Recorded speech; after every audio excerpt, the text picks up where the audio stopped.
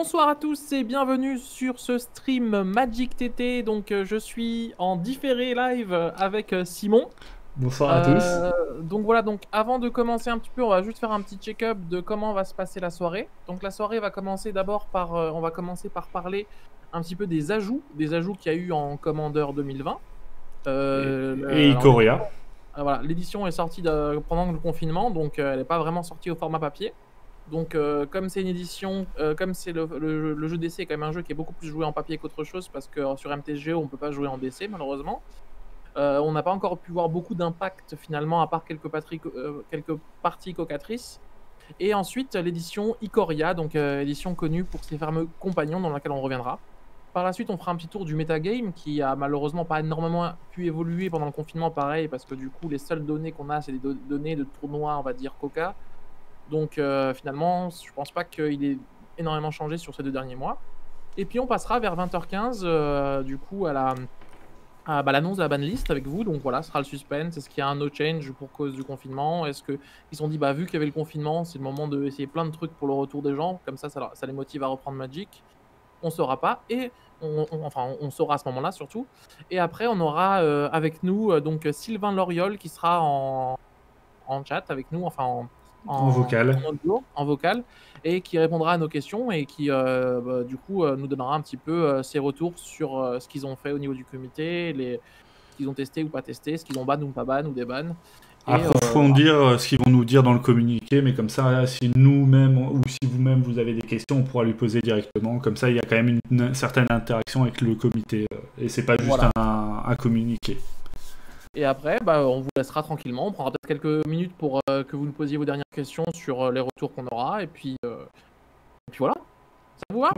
Donc on va commencer sur la première édition, qui est l'édition du coup de Commander 2020. Alors, et on va pas se mentir, je pense que la première chose qu'on va aller droit dans le but. oui. C'est avant de voir toute chose, c'est voir un type de carte où ils en ont fait un cycle. Un peu comme les cycles des commandements que vous avez fait à un moment, qui a été pas mal joué, où il y avait les doubles, on pouvait choisir par deux effets parmi 3. C'est Ou ça. 3 effets parmi 3, je sais plus. Oui. 3 effets parmi 3. Et là, ici, en fait, ils ont sorti un cycle de spell qui devient gratuit si on contrôle un commandeur. Voilà. Et là, on va être clair très simplement. Hein. Il y en a deux très bons. Voilà, le bleu et le noir vont être des auto-in dans chaque pack qui joue cette couleur. Donc, on regarde le bleu avec vous. Donc là, on l'a juste enlevé, mais le bleu, en gros, c'est le bleu, c'est en gros, voilà. Si on contrôle un commandeur, on paye 0 pour jouer une negate. Donc en gros, on a negate en mode à 0. Donc voilà, donc ça permet d'avoir... On parle du fait de commandeur qu'on joue toujours en du singleton, mais du coup, entre Force of Will, Force of Negation, Fierce Guardianship, le truc qui change la cible du sort... Commander. Comment dire, on commence à se retrouver à avoir finalement 4, 5, 6 spells gratuits qui permettent de contrer. Oui. Donc voilà, hashtag la variance. Et du coup, on a la même chose en noir. Qui est... qui a un peu cassé la color pie aussi. Qui permet aussi... Alors, casser la color pie, oui et non, dans le sens où il faut quand même que tu puisses jouer du noir dans ta couleur de commandement. Mais voilà, qui nous permet d'avoir un... Ah oui, mais qui permet d'exiler une créature. Oui, c'est pas détruit, c'est exilé. C'est ça qui est un peu... Chose qui normalement est très très rare en noir. On l'a des fois pour genre des coups de mana prohibitifs, genre pour 6 en rituel, tu vois. Mais là, le problème, c'est qu'on a un effet sword to plowshare, on va dire, et encore mieux parce qu'il n'y a pas de contre-coup. Si tu as ton commandant, tu payes pour 0, t'exiles une créature. Quoi. Alors, donc ça, tu joues noir, tu joues. Et même au pire, c'est pour 4 en éphémère. Donc, oui, même pour 4...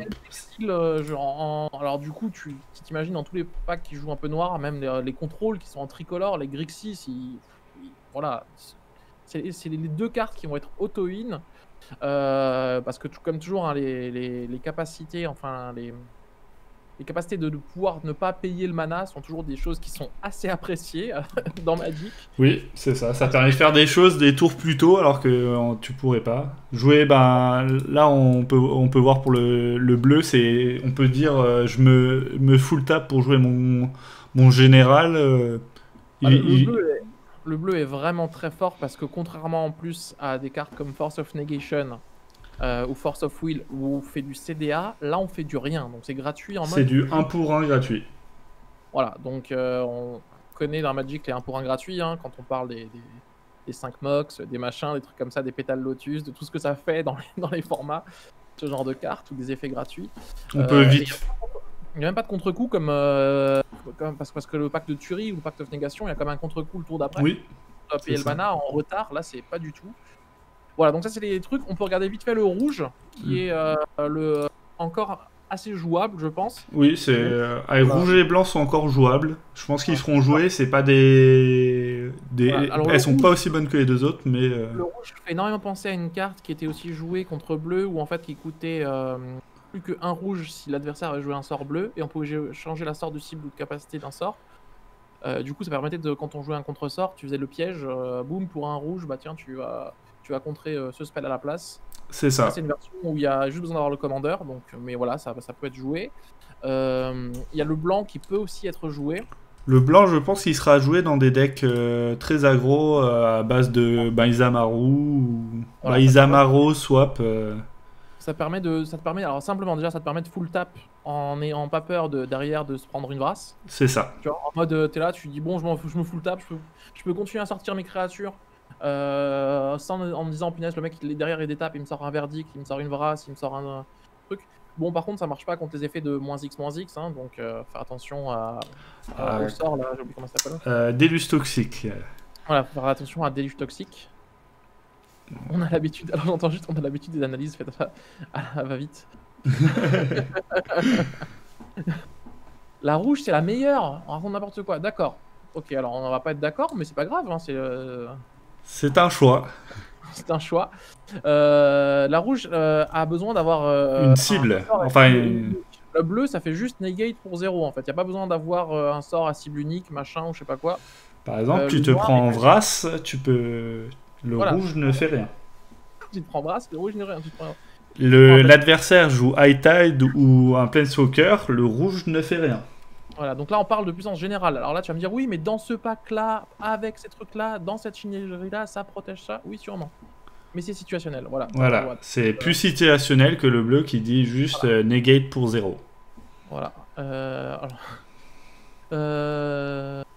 Alors le rouge sur Westland, c'est Noël. Oui, ok, d'accord. Mais bon, alors, il y a plein de cartes comme ça dans Magic. C'est comme les mecs qui me disaient oui, mais du coup, comment dire sur. Comment il s'appelle là, le. Pas Karn, l'autre, sur. Celui à 8. Hugin Oui, comment dire sur Hugin, c'est Noël. Oui, d'accord, mais je veux dire, au bout d'un moment, on prend la carte pour ce qu'elle fait, dans toutes les possibilités. Voilà. Voilà. Bon, enfin, après, comme dit,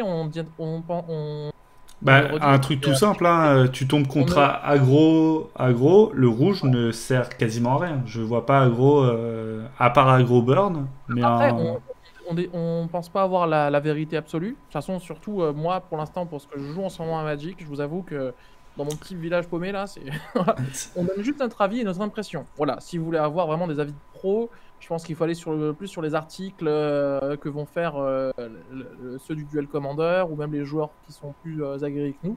Alors oui, c'est sûr que le rouge, quand tu peux piquer un tour sup qui cible, bah, c'est génial. Et bon, voilà quoi. Voilà, qu'est-ce que je voulais rajouter sur ça? Sur l'édition, on n'a pas vu énormément de choses. Il y a beaucoup de rééditions, comme souvent dans les... La créature bleue, j'aimerais juste qu'on prenne quelques minutes dessus. Oui. Je la trouve pas déconnante, donc j'en parle juste, parce que du coup, dans tout ce qui est les packs full control, déjà la capacité d'elfe, donc en gros, dans la plupart des cas, on va généralement avoir une 3-3 pour 2 bleus, 3-3 vol, c'est pas dégueulasse. Mais c'est surtout qu'en gros, on va avoir un petit effet à la Snapcaster-like, en mode, voilà, ou un petit effet Eternal Witness, Oui. que sur les éphémères rituels, mais voilà, dans le genre de jeu, pouvoir rechoper un contre, rechoper un tour sup. En plus, tu le reprends dans ta main, donc du coup, c'est contrairement à Snap, ça l'exile pas. Pouvoir reprendre un High Tide dans les jeux High Tide. Je pense que c'est un ajout qui va se voir jouer dans tout ce qui est mono bleu ou même contrôle, quoi. Je pense que voilà, tu te dis. C'est même pour 2, 3-3, c'est quand même un bon body, ça bloque tout ce qui a 2 de force. C'est pas déconnant non plus. Juste faire attention que ça coûte 2 bleus dans le sens où oui. tu vas pas forcément le jouer dans 4 couleurs, quoique. Mais voilà, dans des monocolores, bicolores, je pense que ça. Ou dans des bleus splash, comme certains Grixis qui sont finalement des gros bleus double splash. Oui. Ça peut rentrer. Donc voilà, ça c'était l'autre carte que j'avais vue. On vous a juste oublié de vous montrer le spell gratuit vert. Ah oui, le vert, mais le vert est vraiment, je trouve, en dessous. Il y a peut-être une raison pour laquelle on l'a pas fait. Voilà. Euh, C'est... voilà. Donc en gros, tu as un fog gratuit si tu t'as ton commandant. Voilà. Non, alors c'est faux, on va me dire, je suis sûr que là sur le chat, là, vous êtes en train de vous exciter. C'est pas un fog gratuit parce que du coup, ça permet de faire un tricks de combat aussi. Dans le sens où tu attaques avec une créature, le mec il bloque, et toi tu fais, il espère faire des trades, et toi tu fais, eh ben non, on fait pas de trade. Voilà. C'est que tes créatures qui impliquent pas de dommages et les miennes aussi. Donc il y a ce petit côté un peu plus évolué, on va dire, que le fog. Mais il reste quand même en dessous des autres. Il reste en attends, dessous du blanc qui est déjà. Le blanc est déjà bien en dessous. c'est ça, j'ai l'impression que. Voilà. Donc voilà, à part ça, au niveau des GG, il y a plein de GG, ils ont remis en place la capacité partenaire.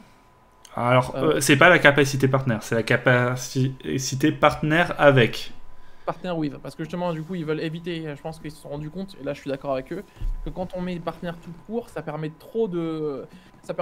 souvent de trouver au moins une combinaison qui va faire un peu nimp. Là, ils se sont dit, on va limiter les combinaisons pour éviter d'avoir peut-être des trucs trop pétés, et je pense que c'est intéressant. Alors, comme dit, on a rien vu pour l'instant, du peu qu'on a vu, hein, vraiment du très peu, de rien qui nous paraissait super prometteur. Bah, le problème, c'est que tant qu'il reste les autres partenaires, les anciens, les tricolores, les quadracolores, ils sont un peu en dessous. Parce que t'as qu'un général contre 2 généraux. Bah déjà, on se rend compte que c'est des partenaires qui coûtent un peu plus cher aussi. On a souvent des partenaires à 5, on en a peut-être un Ouais. ou deux à 3. Là, il y en a 3 et pas mal à 4 quand même. Ils ont fait un effort. Ils en ont fait pas mal à 3 et à 4 là. Comme dit l'édition, on n'est pas encore vraiment sorti officiellement dans le sens en papier, donc on n'a pas encore pu faire de tests. Moi, j'ai pas trop suivi Coca, ce qui se passait ces derniers temps là pendant le confinement. J'ai pas trop été sur Coca du tout, donc je peux pas vous donner vraiment mon avis. Et la méta Coca est toujours différente de la méta Il y a en des jeu. gens sur le chat qui ont mais n'importe quoi. C'est ça le troll. S'il y a des gens sur le chat qui ont déjà testé un ou deux GG et qui peuvent nous dire, il n'y a pas de souci. Nous, j'avoue que là, je pourrais pas trop vous aider par rapport à ça. Voilà, je pense que cette édition, il faudra vraiment plus la voir une fois que les tournois papier auront repris. Parce que. C'est ça. Voilà, moi, j'ai pas. Alors, voilà, quelques reprises sympas sinon, mais pas grand chose d'autre à part ça. Je crois vraiment que la seule chose je pense qu'on verra, à moins d'avoir raté une carte dans cette édition, c'est les spells gratuits et, comme dit, peut-être des GG qui vont peut-être sortir de là. Il y a peut-être juste Trilobit encore, qui est encore un peu comme. C'est toujours un. Là, quand elle meurt, punaise, j'ai oublié. Angerback. Ouais, c'est Angerback Walker, sauf qu'à la place de enlever des morts. Enfin, à la place de faire des jetons, on gagne du mana en enlevant un marqueur. Est-ce qu'il y a des combos possibles avec ça? Est-ce qu'il y a moyen de faire une sorte d'accélération avec ça, avoir deux incolores, une sorte d'accélérateur dans un jeu qui n'a pas forcément de vert ou autre chose, en mode on pose pour 2, ça nous fait 2 mana pour le tour d'après. Du coup, le tour d'après, on peut sortir tout de suite un GG plus grand, comme dans, comment ça s'appelle, le pack là, oh, punaise. Le dragon qui pose des 0-1. Ah oui, mais tu peux pas. C'est seulement du mana pour les capacités activées. Ah, c'est que pour les capacités, autant pour moi. Tu vois, voilà. quand trop vite. Mais avec des Grimoïdes et tout ça, enfin qui ont besoin de mana pour se taper. Pourquoi ne pas utiliser X-Mage plutôt que Cocatrice? Alors, simplement pour deux raisons pro-raid. La première, c'est que la plupart de la communauté Duel Commander est sur Coca. Oui. Donc, ça, et la deuxième raison, qui est totalement personnelle, je n'ai jamais réussi à installer ce fucking X-Mage sur mon Mac. Je sais pas quand. On m'a dit que ça marchait, mais à chaque fois j'ai bug, donc voilà. Pour moi, personnellement. Donc voilà.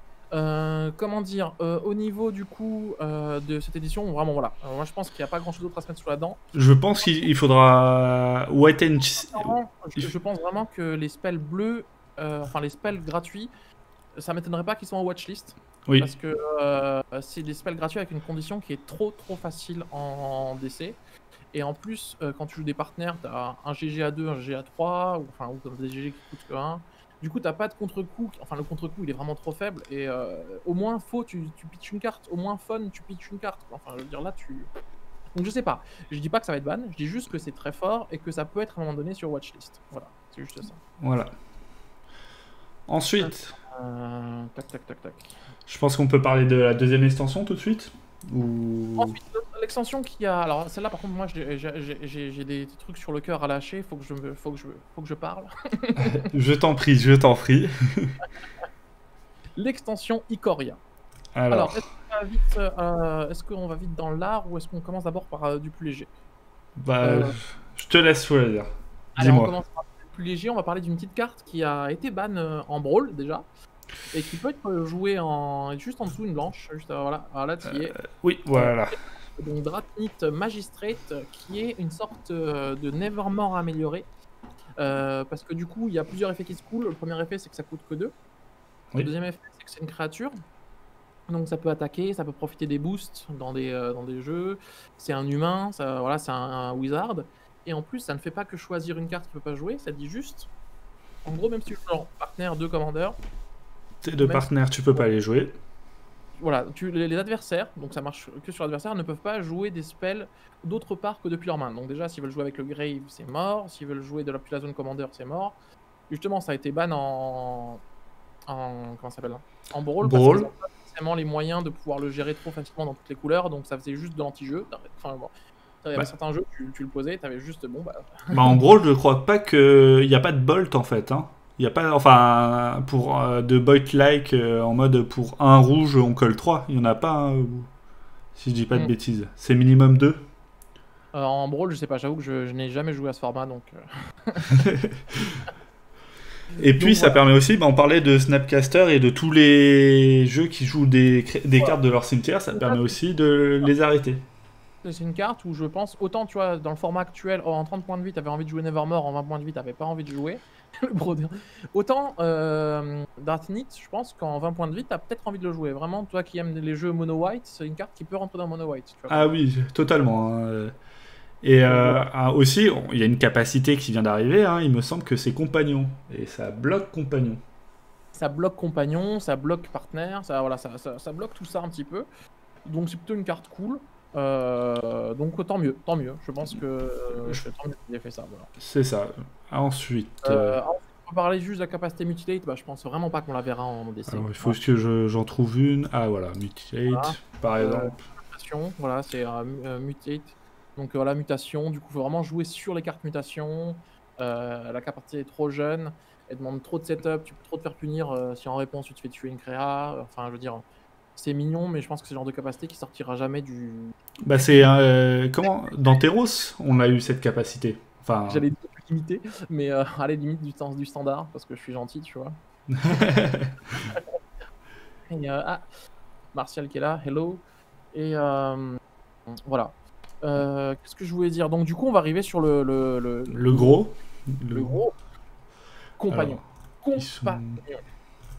Alors ça, compagnon, s'il y a bien une capacité encore plus débile que Delve qu'ils ont sorti, tu vois, c'était bien compagnon. Compagnon, elle vient et puis Magic, voilà. Magic, c'est un coup, on commence tous les deux à 7 cartes et puis après les 7 cartes elles sont aléatoires. Et déjà en commandeur, on est là, on fait bah non, il y a au moins une carte, voire deux qui est pas aléatoire. Bah compagnon, il fait non, en fait, ta main, en fait, t'as une carte, elle est dans une zone, un peu comme la zone commandeur. Donc là, c'est en DC, c'est une zone à part, en format 60 cartes, c'est dans ton side. Donc du coup, c'est pas touchable par saisie, par de la discard, c'est pas touchable par autre chose. Ouais. Et du coup, c'est le format, il est venu. Enfin, le format, la capa compagnon, elle est venue avec genre des contre-coups. Donc normalement, j'explique à ceux qui connaissent pas, c'est en gros, tu as si tu peux mettre une carte compagnon juste au pif, genre Lurus. au hasard, Lurus, tu vois. Ah, bah j'ai pris le premier.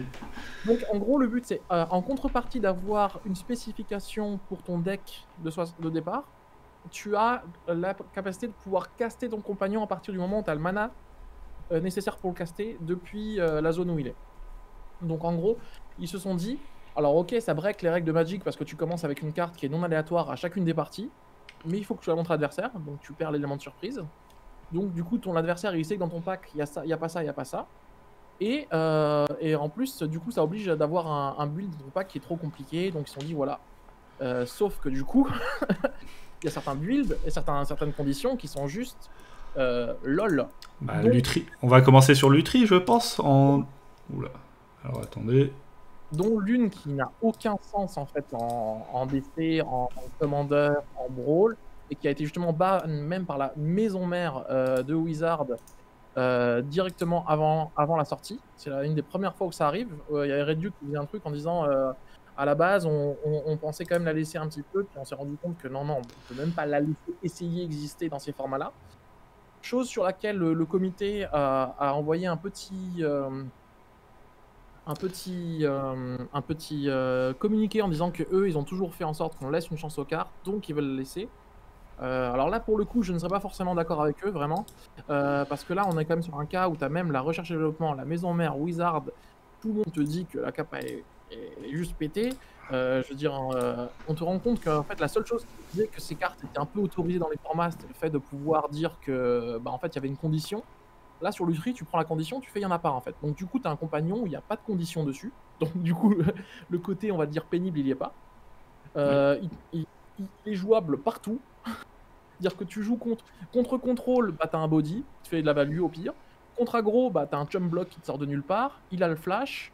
Ça te fait si tu joues partenaire, ça te fait une 10e carte en main. Genre, tu peux faire des mulligans à 4 en mode je m'en bats les steaks parce que j'ai mes 2 partenaires plus mon Lutri. Genre en mode j'ai 7 cartes en main, même en faisant un mulligan à 4. Surtout avec le nouveau mulligan qui est quand même bien avantageux pour certains jeux. En mode tu prends ta main à 7, tu vires 3 cartes, t'en gardes les 4. Donc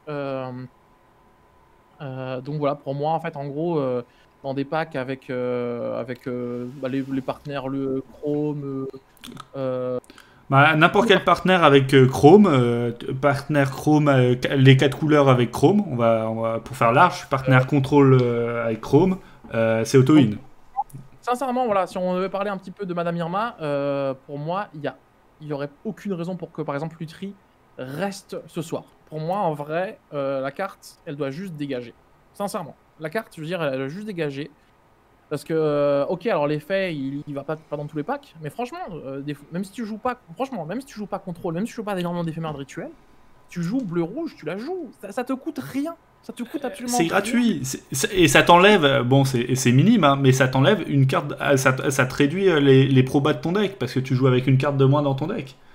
Et c'est une carte en plus dans ton main, tout le temps. Je veux dire, au pire, voilà, je veux dire, le seul pack contre lesquels c'est un peu nul, c'est contre combo, à la limite. Tu vois, voilà. Et encore, c'est un body, tu vois. Donc pour moi, ça n'a aucun sens. Après, voilà, je vous dis juste pour moi. Alors, on n'est pas d'accord, on nous dit Lutri est la 101e carte. Ok, donc elle ne fait pas partie des cartes. Ok. Autant pour moi. Alors, ça, je vous avoue, j'ai pas. Aucun sens. Will Ronan, voilà, enfin bref, tout ce que vous voulez. Ensuite, voilà. Donc, du coup, on peut parler de l'autre partenaire qui peut être joué aussi et qui a fait bah, en fait, il y en a un troisième aussi, il y a Guy. Mais bon, ça. Ouais. Il y a un partenaire qui a fait un peu la misère et qui s'est pris des bans là sur les formats qui ne rapportent pas d'argent à Wizard. Donc Wizard s'est dit on peut le ban dans ces formats-là. Ils ont dit pour les autres formats on a encore besoin de vendre des boîtes les gars. Donc du coup on va le laisser en moderne, pionnière et standard. Voilà, c'est l'Urus. L'Urus il est venu en fait avec une condition qui est en fait plus on va dans les vieux formats de Magic, plus la condition elle est easy peasy. Puisqu'en gros il te dit, en gros la seule condition qu'il y a besoin d'avoir c'est te dire qu'en gros t'es permanent. Donc pas tes éphémères, rituels et compagnie, juste tes permanents ne peuvent pas avoir un coût qui dépasse 2.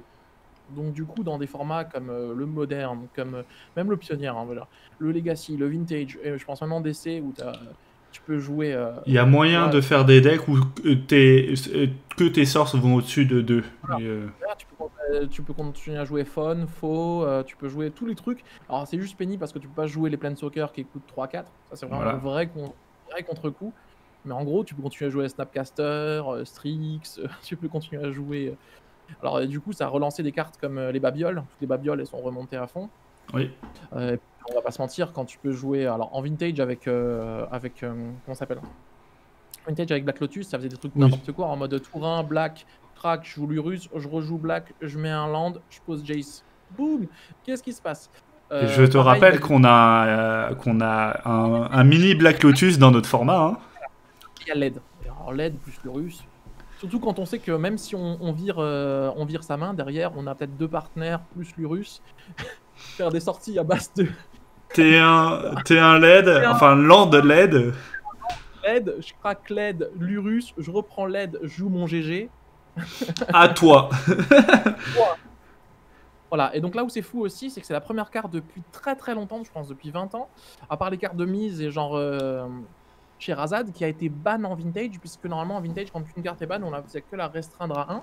Mais là, en fait, la restreindre, ça sert à rien, parce que la carte est de toute façon jouée qu'au fois 1, elle était là dans la zone, dans son side, donc ça n'enlève rien en fait. Ouais. Donc voilà, donc moi après, maintenant, on va parler de côté totalement personnel. Je trouve vraiment que la mécanique compagnon est une mécanique qui apporte rien de bon.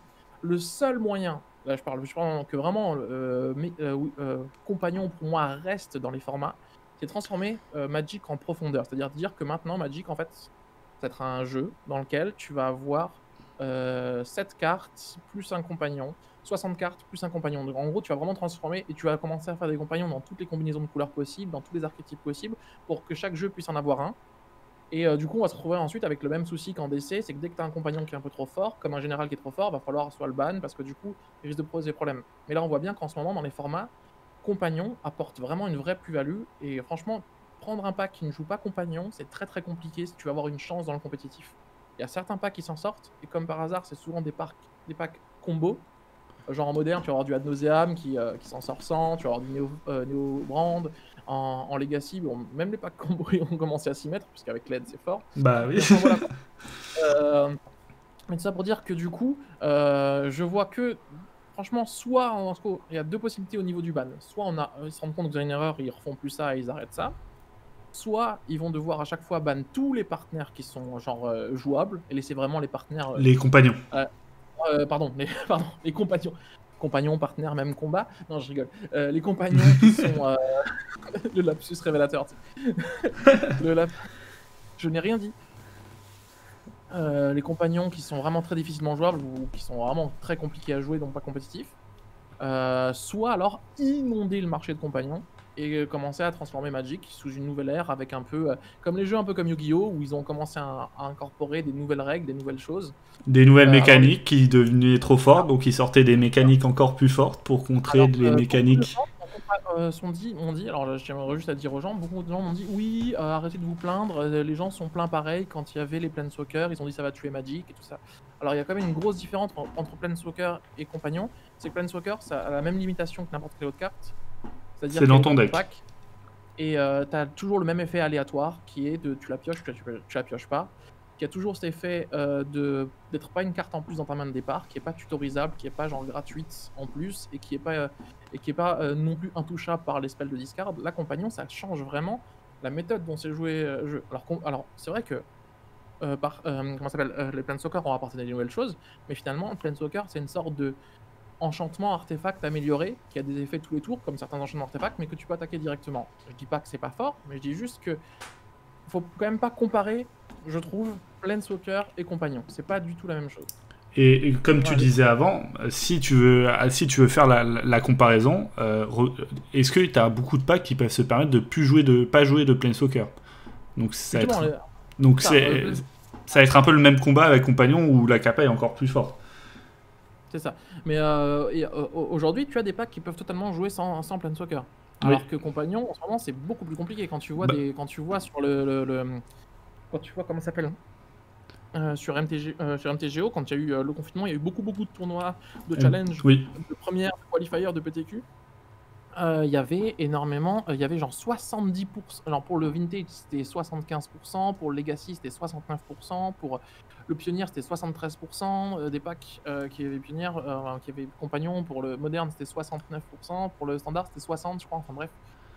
Ça faisait des pourcentages qui étaient de... Voilà, Cosent, on va pas se mentir, hein, c'est le même problème qu'avec Partner. Pourquoi ne pas jouer avec une carte de plus dans ta main, de départ? C'est ça. Voilà, c'est le même combat, hein, pourquoi ce... Alors, encore partenaire, tu peux te dire, parce que là, tu peux avoir une raison. La raison, c'est j'ai un général qui est tellement fort qui compense le fait de pas jouer partenaire. Tu avais certains GG, comme on a vu avec que ce soit le GG qui tuto ou comment il s'appelle, Urza et compagnie. Voilà, ça justifiait. Mais là, la question, c'est même pas que tu gagnes quelque chose à la place. C'est est-ce que t'as surtout pour une carte comme Lutri. Je veux dire, si t'as les couleurs, tu te dis, mais qu'est-ce que j'ai aucun désavantage à le jouer. En fait. C'est ça. Alors, la banlist était à 20h ou 20h15? Juste... 15 normalement, je crois. Parce qu'il nous reste encore 10 minutes, un quart d'heure pour regarder un petit peu On passe tout de suite sur le format un peu. Oui, justement, Urza, ça pouvait, ça pouvait réussir à subvenir à... Oui, alors on regarde sur le format un petit peu. Alors du coup, on va essayer de faire du coup les 3 derniers mois. Et qu'est-ce qu'on voit ici? On voit en gros dans les decks qui perfent, donc au niveau aggro, il y a Ugak qui est une sorte d'aggro combo, hein, on va pas se mentir. Hein, c'est le nouveau Arabo en mode all-in, c'est l'agro all-in, il en faut toujours un, et c'est avant on avait Arabo, maintenant c'est Ugak. En dessous, on a quoi? On a du partenaire, donc on va avoir Ludovic Chrome. En plus, avec le prix Ludovic Chrome, c'est assez marrant. Mais voilà, tu peux rentrer là-dedans, tous les autres partenaires aussi. Enfin, pour moi, ces partenaires, c'est un peu une catégorie que je mets toujours un peu à part. Voilà, il y a Red Deck. Queens qui arrive toujours un petit peu à survivre et qui aussi a le bon goût de ne pas coûter trop cher, donc ça permet aussi pas mal de joueurs de rentrer dans le format. Et là, on voit une grosse arrivée. Et là, je vais devoir faire mon mea culpa par rapport à la vision du comité, par rapport à ce que j'aurais peut-être pu dire sur Edric. On voit que finalement, Uro, qui est aussi un général simique à 3, qui a cette capacité de faire piocher, lander, gagner des PV. Bon, qui fait comme aussi Thrasios, hein, dès que t'as mana infinie, t'as gagné avec lui, parce que tu peux piocher toute ta bibliothèque et le recaster à chaque fois. C'est, je pense, un problème qui est un peu inhérent finalement au DC, auquel on avait essayé de juguler à l'époque en passant en 20 PV. Une des raisons pour passer en 20 PV, c'était il faut qu'on arrête cette confrontation bleu contre vert, les deux seules couleurs qui sont vraiment jouables.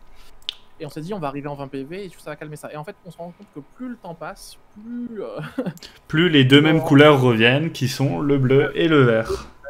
Et on se rend compte que la combinaison de Simic, comme disaient souvent mes potes qui se moquaient de moi, c'est soit une combinaison où on fait des capacités pourraves injouables, genre en mode greffe, en mode évolution, en mode des trucs, soit on fait des trucs qui sont un peu trop forts. Et du coup j'avais un peu trouvé trop hâtif le ban d'Edric. Mais je pense qu'en fait, le problème des GG comme ça, Simic, c'est pas que... c'est le pool de cartes disponibles aussi. En fait, le power level des cartes dans le deck qui sont vertes et bleues sont déjà super fortes, donc il suffit derrière d'avoir ne serait-ce qu'un général jouable qui soit bon, comme du Uro ou du Edric ou l'autre. Ça peut vite dégénérer parce que du coup, tu as le ramp, les meilleures créatures, les tutos en vert et les counter spells, les spells de pioche en bleu, et du coup, ça peut être vraiment très compliqué. Du coup, je pense qu'au final, il y a eu raison de ban Edric, et Uro prend bien reprend bien le flambeau. Alors la question, c'est est-ce qu'il le prend peut-être trop bien? Donc ça peut être aussi une question à se poser, c'est que du coup, au bout d'un moment, si Uro reprend trop bien le flambeau, dans le sens où même contre aggro, il a le bon goût de t'aider à arriver vers le late game en rampant, de te faire gagner 3 points de vie, ce qui peut te sauver, d'être recastable 4 tours.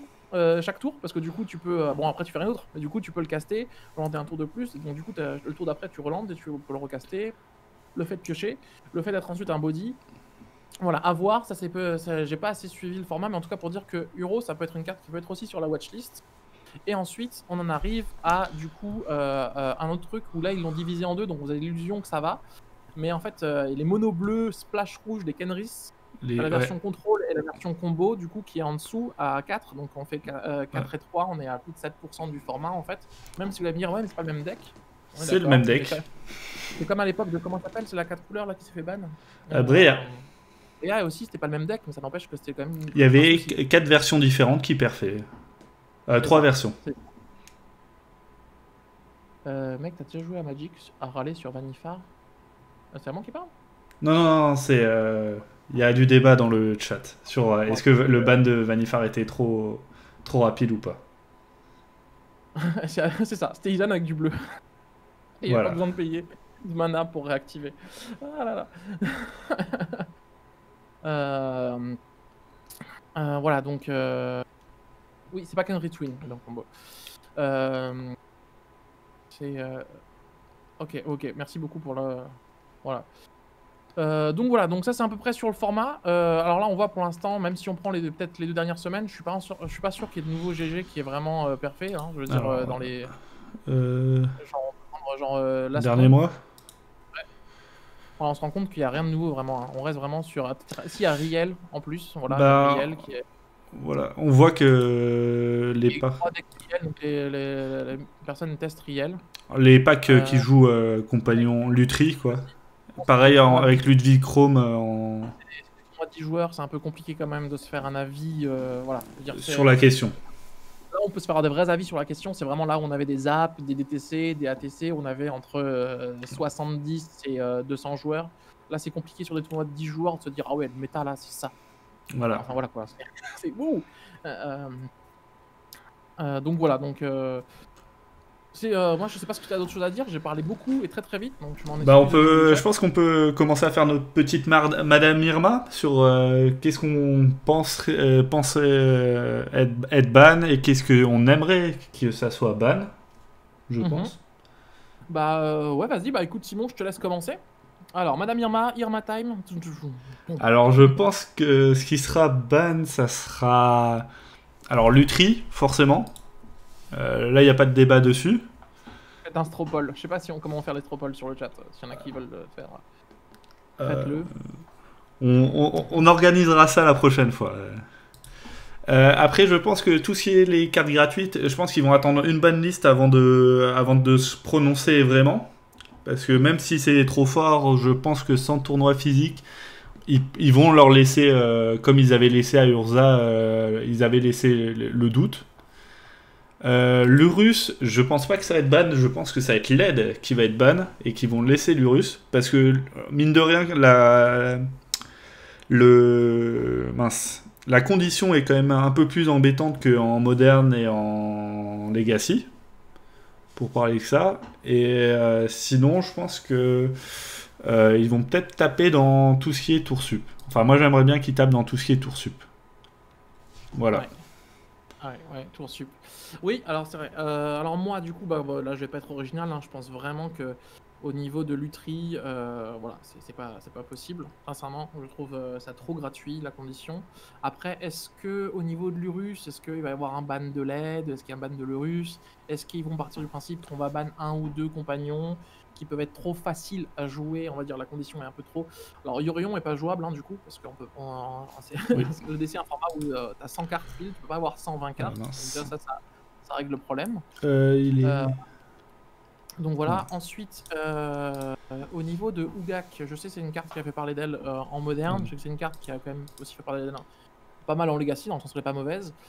En DC, je sais pas encore, je l'ai vraiment pas affronté, donc je peux pas vous donner un avis Pour l'avoir affronté, c'est vraiment... T'arrives à tempo, en fait c'est vraiment... T'as vraiment l'impression de jouer contre Arabo, enfin j'ai vraiment eu cette sensation où ça va très vite, et ça tape très fort, mais si t'arrives un peu à l'embêter, ça peut se bloquer tout de suite. Mais c'est quand même très très fort. Voilà. Ouais. Et après, au niveau du coup de ce qu'il faudrait peut-être calmer, je pense que, ouais, même si j'adore cette couleur, hein, franchement c'est la couleur que je joue dans tous mes decks limite, il faut peut-être faire quelque chose par rapport à mono bleu. Ou par rapport à bleu en fait en général. Alors est-ce qu'il faut toucher sur les tours sub? Je sais qu'il y a beaucoup de gens qui en avaient parlé. Est-ce qu'il faudrait toucher sur High Tide qui permet de faire des combos un peu gratuits dans tous les jeux bleus, ce qui permet de donner une sorte de insta-kill à des jeux pur contrôle où ils ont Moi je pense que taper sur High Tide c'est un peu une mauvaise idée si tu laisses les tours sup et tout ce qu'il y a autour, parce qu'en fait ça va juste à rallonger les parties. En mode, il y a beaucoup de jeux High Tide en ce moment qui, en fait, ils peuvent dire bon bah en fait je vais juste poser une grosse créature et je vais juste faire des tours sub derrière au lieu de tuer avec la combo High Tide. Ouais c'est ça. Après voilà, je dis juste ça, je sais pas sur quoi, mais est-ce qu'il faudrait taper sur quelque chose dans mono bleu, je sais pas. Est-ce qu'il faudrait ban Uro aussi? Il faudrait ban Balance et Demonic Tutor.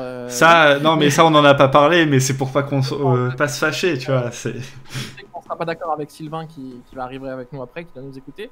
Voilà, moi comme dit, hein, je suis totalement contre, mais ça, vous le savez, contre les totems d'immunité. Je pense que c'est quelque chose qu'il faut oser passer au travers. Il y a assez de nouvelles cartes qui arrivent, et je pense que comme le Peasant qui s'est débarrassé au moment des totems d'immunité, il faut réussir à un moment se dire qu'au bout d'un moment, voilà, c'est des cartes. Je pense qu'on va éviter de prendre le Peasant comme...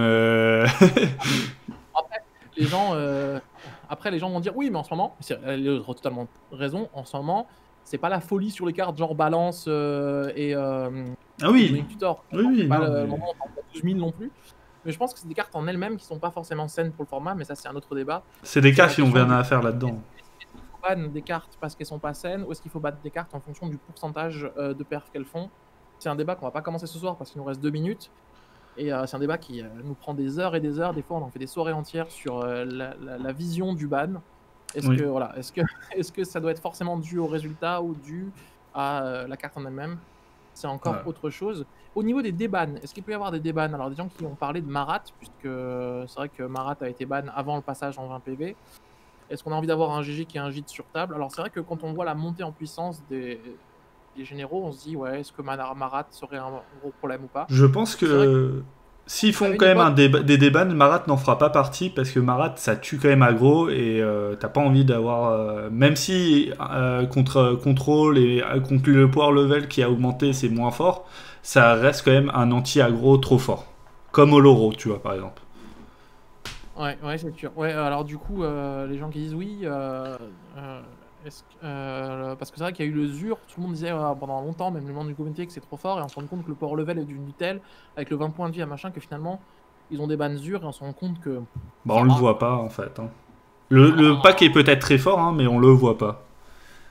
Field of the Dead, c'est Borderline, je ne sais pas, j'ai pas eu assez d'occasion, mais c'est une carte forte. Oui. Ontario qui me dit un ban sur la santé du format. Oui, c'est une vision des choses, c'est une vision des choses. Voilà. Zur, c'est surtout que personne ne le joue, mais c'est peut-être une raison pour laquelle surtout que personne ne le joue aussi, c'est qu'il y a peut-être des généraux en ce moment qui sont plus intéressants et qui sont peut-être finalement plus impactants, genre comme dit du Ugak, du Uro, du Kenris. C'est ça. Euh, Il y a d'autres choses, il y a d'autres choix. Les gens n'ont pas voulu aller sur Zur. c'est ça. Alors Pour... là, on arrive à 14 minutes, donc voilà, moi je. Et sinon, au niveau d'autres débats, je vois pas trop. Peut-être qu'on aura une surprise, hein, peut-être des trucs qu'on n'a pas vu venir du tout. Mais voilà, on va passer Alors, sur le fameux moment. El Famento, El Momento, où ça va être d'ici une minute, je pense. On est quoi? Il est 14 là? Il est Moi j'ai 14. 15 chez moi, mais j'avance peut-être un peu. Excusez-moi. Et donc là, du coup, ça va être le suspense avec vous. Voilà. Tac, tac, tac, tac, tac.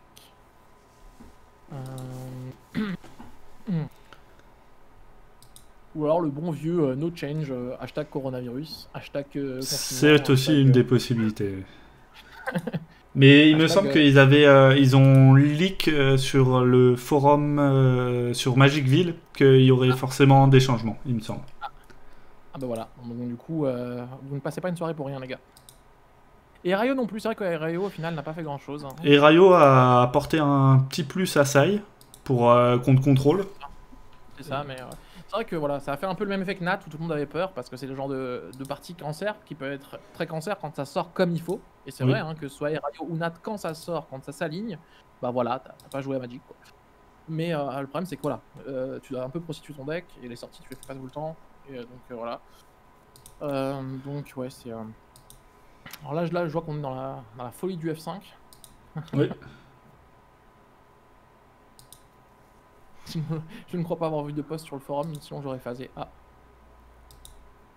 Il me semble que c'est sur le post qu'on avait fait qu'il disait que. ah c'est possible, on verra bien. No change avec Lutri. D'accord, il y a des gens qui estiment ça. Moi j'ai acheté les 3, on y croit. Field of the Dead c'est joué dans Control aussi, oui c'est vrai. Il reste 2 minutes pour les vendre, n'importe quoi. No change, il y a des gens qui croisent les doigts pour un no change, donc c'est-à-dire que vous êtes ok pour avoir les partenaires, les compagnons. Il est 16, ils sont longs. On va se calmer les gars. Ils sont en train de décider s'ils bannent quelque chose ou pas finalement. En fait, ils ont écouté notre stream, ils ont fait ah bah tiens, on va exprès changer pour pas. Pas leur donner raison. Ils vont mettre entre parenthèses, on laisse démonique et balance. Ah ouais, mais il est où mon petit. Ah, j'ai oublié son. Oh putain, j'ai un trou qui est toujours là. Ah, tant pis. Ils vont ban le retard, ouais, je pense que le retard faut le ban, ça c'est important. On rappelle que ce sont des bénévoles. Oui, alors on rappelle que c'est des bénévoles, comme nous en fait. Voilà, donc. Donc, please, soyez gentils. Soyez gentils. Alors non, mais en fait, généralement, on a un contact avec eux. Souvent, et on se contacte avant les streams, et généralement, on s'est toujours mis d'accord sur le fait d'être sur 20h15. C'est comme ça qu'on a fait depuis des années. Donc voilà, mon cher Lantariel. Est-ce que c'est pas 30? Normalement, on avait mais peut-être qu'on a eu un problème de communication au niveau de Messenger et peut-être que du coup, en fait, ils ont compris 30. C'est possible. Dans ce cas-là, ça veut dire qu'il faut qu'on meuble. Il faut qu'on meuble pendant environ 13 minutes. C'est faisable. Hein. Moi, je peux vous raconter ma vie à la campagne. Ça peut être sympa. Tout va bien, quoi, je veux dire. Ça se trouve... Ah ta. Suspense. Je te laisse lire. Hein. Doucement, tac, tac, tac, change, no change. Non, bon, pour les... Fou, bon. Les gars, s'il vous plaît. Lutri, c'est ban. Voilà, donc là, on est clair, on est net. Au bout d'un moment, faut arrêter. Lutri, t'avais aucune raison valable de rester. C'était, voilà, je pense que même le fait qu'il l'ait laissé, c'était pour dire on va rester en accord avec notre politique de laisser. Ils ont vu je pense qu'ils ont dû voir 3 tournois Coca, ils ont fait bon, on arrête. Deflecting SWAT. Alors, est-ce que c'est pas la... Il me semble que c'est le... Est-ce qu'on peut... Hop. Juste regarder, est-ce que c'est pas le sort gratuit? Ah, c'est le sort rouge. Ah bah voilà, bah du coup, écoutez, il y a des choses qu'on n'a pas compris dessus, donc voilà. Donc, il y a des gens sur le chat qui ont eu beaucoup plus raison que nous, parce qu'on le savait pas. Et il me semble que l'autre, c'est le bleu. Et l'autre, c'est... Ah, voilà. Donc le bleu, hein, on l'avait dit. Alors peut-être que le noir, je l'ai surestimé, et le rouge passé, mais on avait dit les sorts gratuits qui n'ont pas de contre-coup, donc ça c'est une très bonne chose. Parce que surtout, là le comité peut dire on veut attendre encore 3 mois d'avoir des vrais tournois, et là ils ont pris vraiment l'action de faire, et ça je les en remercie, parce que déjà quand tu as eu des confinements pendant 3 mois, te taper 3 mois ensuite au retour de Magic, un format qui va être pourri par certaines cartes, non. Et là, du coup, ce que je disais avant... Ouah, attends. Oui, on va faire petit à petit, hein. Attends. Oui, tu vois bien. Attends. À tous les gens, toutes les personnes qui ont dit que le comité, c'était trop de cartes, il y avait vraiment des trucs qu'ils ne prenaient pas. Waouh, c'est ouf. Alors là, je vais peut-être vous paraître ouf, mais moi, le truc qui me choque le plus, c'est le ban de Wasteland. Oui. Genre, alors, on va dire, c'est parce qu'il y a... Mais genre, Wasteland, j'ai l'impression que ça dans toute la vie du DC, quoi. Genre, c'est la carte, genre, pareil, on parlait d'item du totem. Oui, pour moi, elle avait un totem. Ça veut peut-être noter la fin des totems, tu vois. Pour laisser Wasteland, faut qu'il y ait au moins une carte. Et là, waouh, quoi. Mais ça, tu vois qu'ils ont quand même ban Wasteland et en même temps, ils ont ban Caverne parce que il n'y avait pas le choix. Ça, je trouve ça très bien. Parce que du coup, en fait, Caverne dans un format sans Wasteland et Fields of the Dead dans un format sans Wasteland, c'était juste trop fort. Parce que du coup, en fait, pour les casser, t'étais obligé d'utiliser des cartes un peu pourries. Ghost Carter. Hashtag Ghost Carter. Ce qui n'était pas pourri, c'était Field of Ruin. C'était, oui. Voilà, bah ouais, bon. Mais du coup, ça, je trouve ça une très bonne chose, sincèrement. Hein. Comme dit, Wasteland, c'est un mal obligatoire en Legacy, mais en vrai, c'est pareil, c'est le genre de carte qui pour moi ne devrait pas exister. Mais vu ce qu'il y a en face, ils sont obligés de la laisser. Ça, je peux le comprendre. Fields of the Dead, du coup, pourquoi pas? Parce que c'est vrai que la condition en DC est peut-être trop simple. Avec, en fait, Uro aussi en abusait pas mal. Cavern of Souls, pour tous ceux qui ont discuté avec moi en moderne, ils savent ce que je pense de cette carte.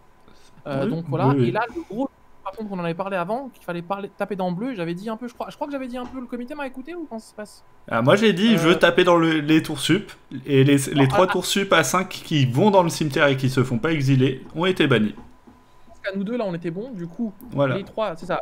Tours sup qui sont rejouables parce que les nouveaux tours sup étaient soit plus chers, soit des conditions, soit s'exiler quand ils jouaient, donc c'était moins fort. Ceux-là, en fait, le problème c'est que tu pouvais les reprendre avec du snap, avec n'importe quoi, avec du Jace Vryn, bon, qui était ban, mais du coup, et du coup, je pense qu'ils ont vraiment bien fait. Ça, c'est des cartes qui font partie d'un autre temps. Oui. Alors oui, du coup, on se disait Time Walk, ça coûtait que 2, ça coûte 5. Ouais, mais au final, ça coûte 3 de plus, mais voilà quoi, ça coûte que 3 de plus au final, tu vois. Voilà. Met au cimetière, donc ils ont très bien fait. High Tide, c'est ce que je pensais. Et aussi, avec les 3 tours sup, je pense qu'on peut parler des 2 débans qui vont totalement dans le même sens en fait, qui étaient ban pour cette raison-là, entre autres. Gift Ungiven et Jace Vryn Prodigy. Ouais. Alors du coup, Gift Ungiven, ça fait longtemps que je dis que pour moi, tu pouvais pas laisser Intuition et pas ban et Gift des ban. Voilà. Parce qu'en vrai, dans les jeux dans lesquels c'était joué, les deux faisaient du CA. Alors Gift faisait encore plus de CA, d'accord, mais en vrai... Mais du coup, c'est vrai qu'avec les tours sup, ça faisait encore bien plus d'aller chercher 4 tours sup. On en avait discuté sur un stream, si vous retrouvez, et sur de GIF, pourquoi ça avait été ban, et il nous disait que c'était à cause des tours sup. Voilà. Et donc, il n'y a plus de tours sup dans le cimetière, donc il n'y a plus ce problème-là.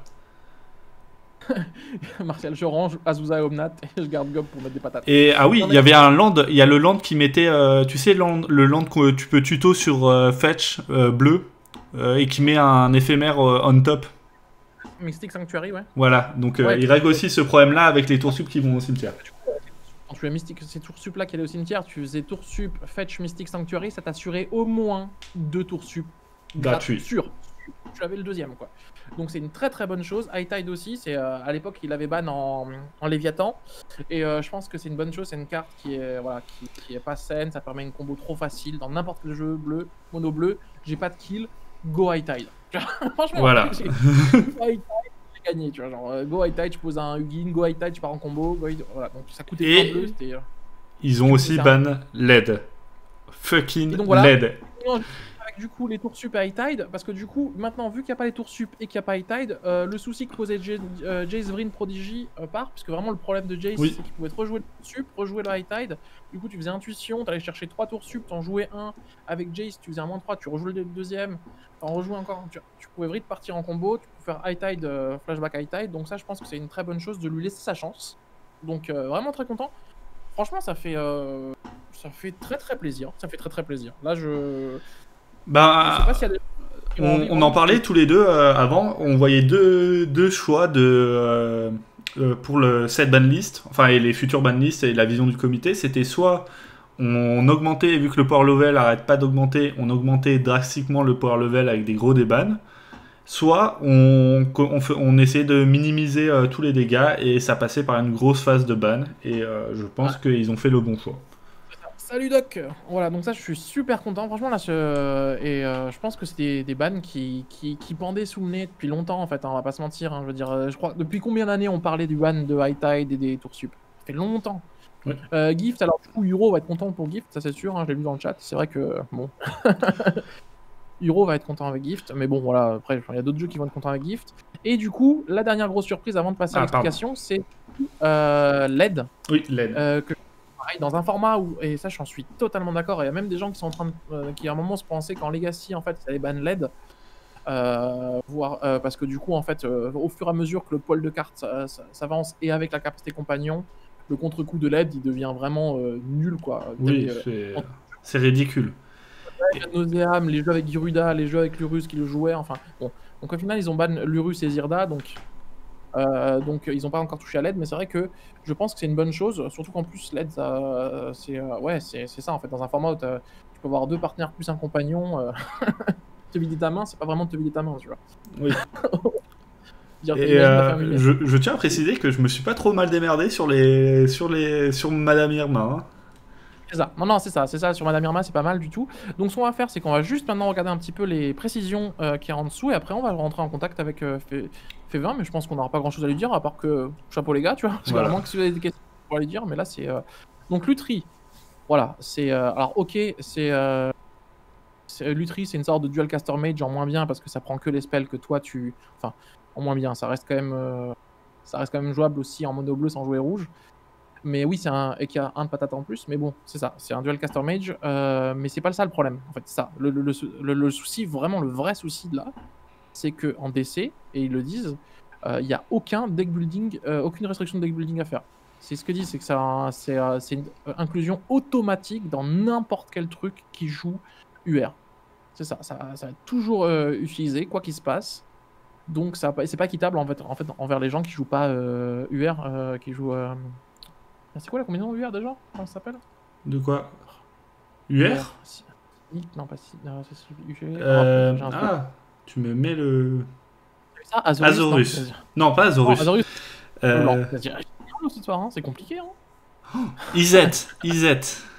Waouh, c'était dur. Hein. Donc voilà, donc ça c'est clair, c'est ce qu'ils te disent en gros. Et en plus, comme en bleu-rouge, tu as accès à des spells qui sont pas chers entre les cantrips et les petits trucs, les petits anti-bêtes à 1. Bon bref voilà quoi, tu le joues, tu fais de la value en plus du fait d'être gratuit, ça a le flash. Je pense que c'est ce qui a surpris le moins les gens. Voilà, ça c'est franchement, je pense que s'il y a quelqu'un dans le chat là qui me dit qu'il était vraiment surpris, s'il attendait jamais à aucun moment d'avoir un ban de Lutri, je pense que dans ce cas-là, c'est que t'as pas trop suivi ce qui se passe dans Magic ces derniers temps. Voilà. Parce que... et pourtant moi j'ai pas énormément suivi, hein, donc c'est pour dire. On passe à la suite. On passe à la suite. Donc Voilà, donc les spells gratuits, donc voilà, c'est ce qu'ils disent, hein, c'est les nouvelles cartes qui sont apparues dans la dernière édition, qui ont été relouées en avril. Parmi ces éditions, il y a eu un set de 5 cartes voilà, qui ont eu un effet spécial qui est lié à la couleur et au fait d'avoir un coût alternatif qui enlève son coût en fait si tu contrôles ton GG. Donc il y a beaucoup de cartes qui sont désignées comme ça pour qui sont faire en multijoueur, mais qui sont vraiment trop efficientes en duel commander, comme Vial Smasher par exemple. Hein. Et là, c'est vrai que ces cartes, elles sont intéressantes en multijoueur, mais elles sont vraiment trop facilement castables en 1v1. Donc on a décidé que voilà, un negate gratuit et un changement gratuit aussi. C'est trop pour un format qui est basé sur le commandant en fait. Et c'est vrai que quand tu es en multijoueur, le temps que ça revienne à ton tour, tu vas avoir 3 autres personnes, donc ton GG il a le temps de mourir 3 fois. Oui. Donc tu vas moins l'avoir souvent sur le champ de bataille, surtout qu'en multi, des fois tu vas jouer à des GG qui coûtent plus cher. Donc ouais, ces genres de cartes, je suis d'accord avec eux, il n'y a pas de contre-coup quoi. Voilà, il n'y a vraiment aucun contre-coup et c'est trop facile de garder son GG un minimum, surtout avec 2 cartes qui finalement le protègent ton GG. Et c'est vrai que là où je peux comprendre les gens du chat qui ont dit, c'est que ce soit la version rouge ou que la version bleue, elles ont la capacité de dire je joue mon GG et derrière si tu veux le tuer, donc c'est-à-dire je peux me full tap, et ça c'est vrai, excusez-moi, je peux me full tap pour mon GG et tout ce qui va être derrière anti-bet ou contre pour le bleu, bah, je peux le gérer jusqu'à ce que je puisse détape à mon tour. Ouais. Voilà. Donc on peut comprendre. High Tide, rien de nouveau, hein, je pense. High Tide, c'était une des cartes qui a, voilà, une des combos les plus détestées qui est encore autorisée dans le format. Voilà, donc il est bien vrai que cette carte est un outil qui est assez bien balancé contre les mana bases ou contre les mana bases qui sont voilà, qui cherchent un peu à trop partir en vrille. Ou les jeux qui sont basés sur les guerres d'attrition sur les anti-bêtes.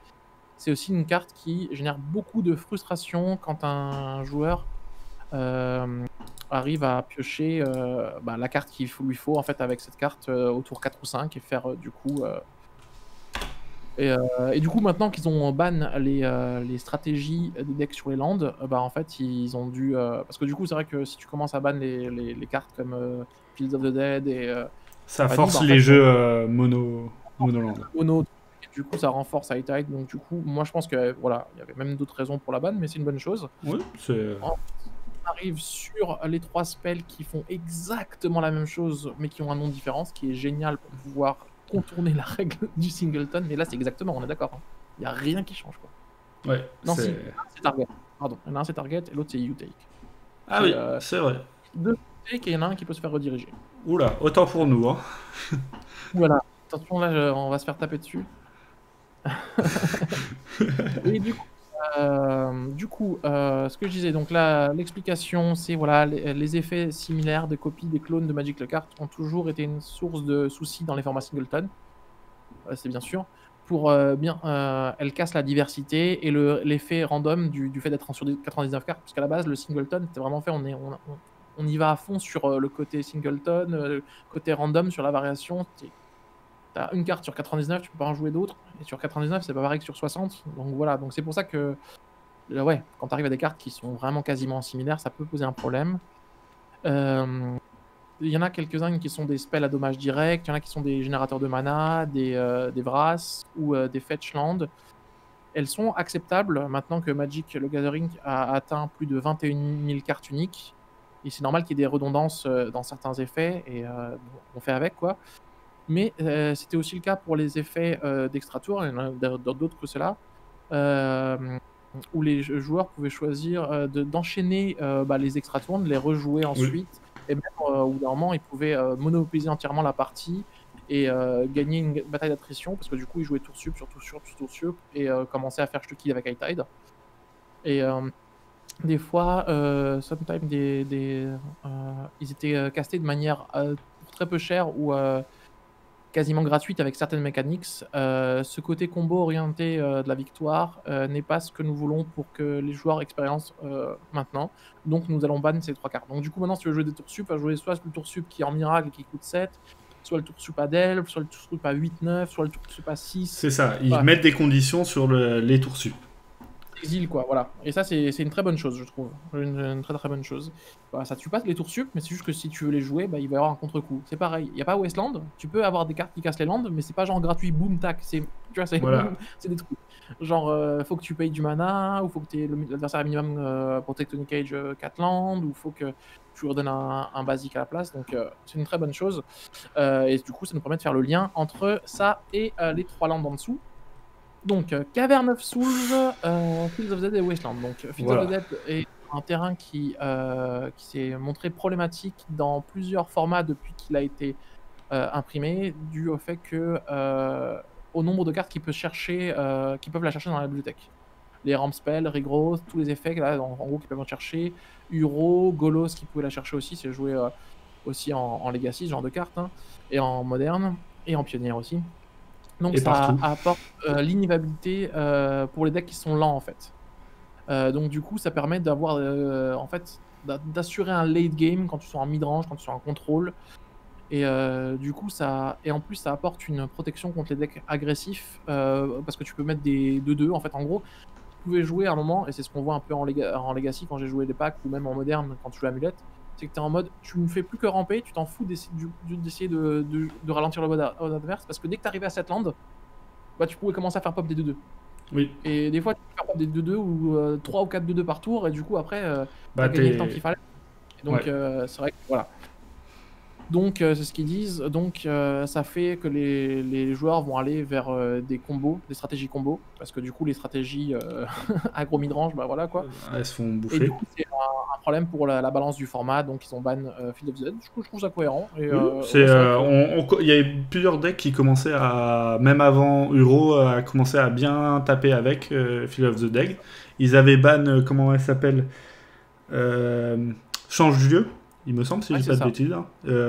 Entre autres pour ça, Oui, ils avaient mais peut-être changé ou c'était change lieu ou Valakut, je sais plus. ou Un des Valakut, deux. je sais plus, un des deux. Tu demandais d'avoir des montagnes. Là, c'est vrai que la condition, le contre-coup, c'est pareil. On parle toujours du contre-coup. En fait, une carte, pareil, elle peut être très puissante. S'il y a un contre-coup qui la calme, ça va. Le problème, c'est qu'on s'est rendu compte sur les contre-coups, et c'était le problème de l'Urus, c'était le problème d'autres cartes comme les Sonjitaxiennes, où le contre-coup perd des points de vie, on s'en bat les steaks. Là, c'est pareil. En fait, le contre-coup d'avoir des noms différents quand dans le format, tu as accès à des. De toute façon, les decks font déjà minimum 35 landes. Et Oui. quand tu as accès à land neigeux, fetch land, machin, enfin les sets qui arrivent tellement easy. Donc du coup finalement le contre-coup qui était de cette land qui paraissait au début assez gros, hein. La première fois que j'ai vu cette carte, je fais ah ouais, cette land différente quand même. Mais en fait non, en fait non, c'est trop Ce trop qui est facile. compliqué, c'est avoir cette land. C'est pas avoir C'est ça quoi. c'est pas les noms différents qui est problématique. Quand tu regardes Et les jeux tricolores qui jouent le tuto mm, Pacte souillé, si je dis pas de bêtises, qui te demande de pas avoir de même nom, de carte avec le même nom dans ton pack. ouais, bah en DC, Voilà, juste que tu fasses attention à tes landes et puis c'est bon quoi. voilà, c'est ça. Caverne des âmes. Alors, bah alors ça, oui, Caverne des âmes, ça avantage beaucoup les gameplays qui sont enfin GG centriques, en gros qui sont généralisés, qui sont focalisés sur le GG. Que du coup, en fait, à l'époque, quand on joue des combos qui sont vraiment, qui te demandent d'avoir le besoin d'avoir le GG sur table pour gagner, bah en gros, tu jouais Cavern of Souls et tu savais que le mec il pouvait pas te le contrer. Oui. On parle de l'époque où on jouait clic à l'époque, je me souviens, où c'était voilà, c'est pareil, tu avais besoin que ta clique et passe. On va partir en combo derrière, ou tu avais pareil pour Baral, enfin des trucs comme ça, ou même pour certains GG, genre dans les GG ramp, quand tu avais ton GG qui coûtait 6 et compagnie, bah, tu avais besoin qu'il passe, donc du coup, tu allais plutôt, en fait, et c'est assez facile, on va dire, ta caverne, et puis après, tu es sûr que le mec, il avait beau avoir 5 contres en main, tu dis, ça Tu passe. passes. Il passe. Donc, J'ai dit il passe. c'est ça, donc ça réduit, et donc je trouve ça faire aussi que quelque part, on calme bleu, mais en contrepartie, on lui enlève Westland, on lui enlève les tours sup, on lui enlève High Tide, en contrepartie, on enlève caverne, Oui, ce qui qui est est une correct. gratuit personnellement, pour ceux qui veulent avoir mon avis personnel dessus. Je trouve que Cavern est un mauvais game design, puisque du coup, en fait, Elle a elle pas peut te donner de. de contre-coup, en fait. Elle te donne de l'incolore, elle arrive dégagée. Et en fait, le fait tu cites un type de créature, et ensuite ça donne toutes les couleurs. Déjà, pour commencer, ça te fait un land 5 couleurs. Pour ceux qui jouent humain et elfe et slivoid, déjà ils savent qu'en fait tu joues limite plus parce que c'est un land 5 couleurs qui arrive d'étape. Et en plus, après, ça rentre. Tu vois, alors, contrairement à la version éphémère qui rend les éphémères ou les rituels Incontrable. et te coûte engagé, ça te coûte 2 mana, ça te fait faire que du générique. Voilà. Ça te Et fait moi, je payer, pense. ça te fait perdre 3 points de vie. Voilà, donc pour moi, c'était 2 ou 3? OK. Pour moi, je pense sincèrement que Cavern aurait dû avoir un petit truc en moins, soit voilà, soit te Bah, faire ils ont perdre un sorti point la version. de vie, soit pas faire l'incolore, tu vois? Enfin, c'est ça qui, moi, me dérange, mais après, je peux comprendre qu'on soit pas d'accord, mais j'ai toujours un peu du mal avec cette carte. Pourtant, j'en ai 6 ou 7, hein, mais bon, c'est dire. Voilà, je sais pas ce que vous en pensez. Heu, Et enfin, enfin, ou pour les enfin, Landes, Westland. juste, voilà, donc oui. Westland, bon voilà. Alors, Westland est utilisé de 3 manières. La première manière, c'est que ça permettait de gérer les landes qui te posaient problème, comme, les landes comme, Maze of Heat et l'autre là qui empêche de prendre des dégâts, comment ça s'appelle? Glacial. Chasme, c'est vrai que voilà. Mais, la plupart des landes extrêmes sont bannis. Contre, les critical lands, tu peux jouer des cartes plus lentes comme Field of the Ruin. Voilà ce qu'il disait, c'est qu'en gros tu peux jouer d'autres cartes. Maintenant si tu veux gérer Glacial Chasse, mais tu peux jouer le Field of the Ruin, tu peux jouer autre chose quoi en fait. C'est juste que ça doit pas être aussi gratuit que pour punir l'autre en Ouais. fait. No land, parce qu'il y a pas de landes qui peuvent, Résoudre voilà, le solve problème de Winter Orb et Bloom. problème de Winter of Blood Moon. Donc, dans un format commandant centré comme le duel, Maze of Heat, est-ce que c'est vraiment un si grand problème? Non. Le deuxième souci, c'est que tu peux avoir de la récursion avec Creuser des mondes ou Life from the Loam, où là, en fait, le but, c'était même pas d'essayer de punir des landes, c'était en mode, toi, tu vas arrêter de jouer. Voilà. Donc, tu pouvais avoir des jeux contrôle ou mono bleu qui se transformaient en jeu, bah tiens, moi, je vais m'en transformer en jeu qui va juste te péter ta mana base. Oui. Et, et voilà, le but aussi, c'est quand tu vois un jeu 3 couleurs, tu arrives à choper la bonne couleur et le mec, il a juste perdu la partie tour 1 ou tour 2, en fait. Et c'est vrai que des fois, il y a des parties qui s'arrêtaient en mode tour 2, tu t'es pris Westland et tu chopes pas ton troisième land. T'as pris une main avec Voilà. 2 lands, tu t'es pris draw, 2 lands, ça va. Le mec, il t'a fait je bol ton dork, je Westland ton land, c'est fini. Oui. C'est. Voilà, donc voilà, c'est un peu le même souci, ça amène des non-jeux, je suis totalement d'accord. C'est une des raisons pour laquelle Strip Mine a été banni. Donc je suis totalement d'accord là sur Wasteland. Je sais que des gens vont pas être d'accord parce qu'ils vont dire oui, mais si tu veux punir des lands, franchement, comme ils l'ont dit, hein, t'en as maintenant. Ça Oui. commence à sortir de plus des casse lands différents. T'as Ghost Carter, t'as Field of the Ring. Cage, le truc là, bref, on a quelques-unes encore. Voilà. Et ok, et ensuite on va passer au dernier. Au dernier LED. ban. Dernier ban. LED, c'est une carte clé pour les. Dans des combos à 2 cartes, donc avec. Comment ça s'appelle, la créature 2-4 en blanc qui permet de faire mana Je crois infini. qu'ils le mettent plus loin. Non, enfin bref. Non. Oui. Voilà, donc là, moi je jouais, hein, moi qui jouais Trazios, enfin les Tricolores et compagnie, tu faisais une combo en mode. C'était easy quoi. Et après, t'avais juste à poser Trazios. Récupérateur Auriok. Voilà. C'est ça, Auriok, parce qu'en ce moment, t'avais mana infini, tu gagnais avec Trazios. Et donc dans Trazios, ce que tu faisais, c'est que tu mettais toutes les combos possibles avec mana infini. Que ce soit druidesse dévouée, que ce soit ça, machin, tu allais en mode YOLO, c'est bon, j'ai réussi à faire mana infini, go. Voilà, je fais mana infini, j'ai gagné. Donc c'était déjà un problème, mais en plus, quand c'était seulement joué dans Tymna et Trazios, mais en plus avec le print de Underworld Bridge, du coup qui te permet de le rejouer en faisant escape du cimetière, c'est encore plus fort. Et on a bien vu ça pour les gens qui ont suivi un petit peu le leg, où ça a totalement pourri le leg Underworld Bridge. Oui. Et du coup c'est pour ça que les gens ils se disent, attends, il y a une Underworld Bridge, ça posait problème avec LED, Lurus, ça posait problème avec LED, est-ce que le problème à la fin, ce serait pas LED? C'est une chose, c'est une possibilité qui peut un jour arriver en Legacy, mais ça, c'est pas le format du jour. Et du coup, en fait, voilà, en gros, dans les packs comme Aluren, comme Devoted Druid, en gros, c'était une carte qui était trop forte dans les packs combo, donc c'est bad. Ouais, moi, ça me paraît cohérent de toute façon, voilà. Donc, plus le format avance, plus les cartes avancent, plus ça se transforme comme un Black Lotus, donc normalement. Voilà. Et merci les gars pour alors DuckFX qui me le sort en anglais. Oh, Rock Salvage. I'm sorry. I only speak English, you know. Ouais, tu pouvais chercher en plus le mage qui récupère l'aide. Ouais, c'est ça. Ouais. Ok, et on va juste regarder vite fait. Alors là, on va passer vite fait. Parce après, les débans, je pense qu'on est d'accord, c'est avec le ban des trucs. Hein. Les débats depuis le jour 0, à cause. Voilà, depuis que le comité existe, la carte elle est restée illégale depuis le début. C'était un ban préventif. Ah tiens, c'est marrant, ça je savais pas. On apprend des choses. Et parce que ça permettait d'accéder à trop de combos faciles et surtout dans un format où tu as tout en one shot, finalement la condition de prendre que des cartes différentes et gratuites, c'est sûr. Donc ça a été ban aussi à cause du temps que ça mettait à résoudre. Et voilà, bref, ça demande des choix. Ok. En fait, c'est le même problème que Sensei Stop, mais maintenant que les choses ont changé, il y a beaucoup d'efforts qui ont été faits pour enlever les combos rapides. Donc on espère que Gift and Given, bah, ça vaut la peine de l'essayer.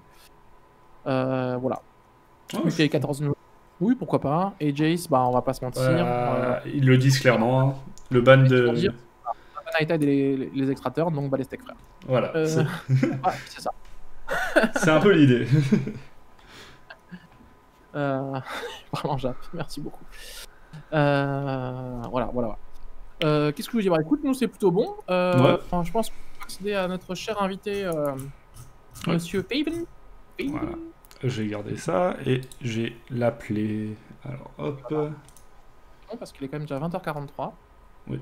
Voire 44. Donc on va pas faire un live super long parce que okay, des dossiers à rendre avant minuit. Ah. Alors juste un petit instant. Alors.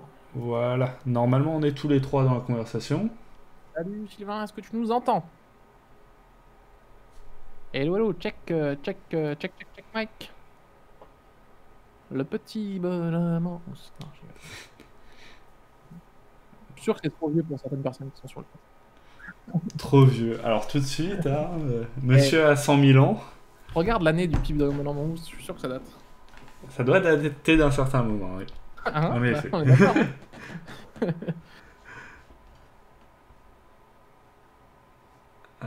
Alors, on n'a pas son son. Année 1999. Voilà. Donc, le petit bonhomme en mousse. Hein, ça te calme un peu, hein. Ouais. Voilà. Alors. Voilà. Donc, tous les gens qui ont 20 ans ou moins, vous connaissez pas. Bim. Et là, tu te rends compte que toi, t'es vieux. Bim.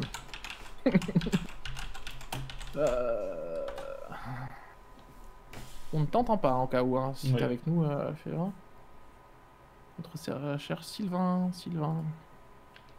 Est-ce que ton micro est branché? Ou est-ce que tu as démuté ton micro?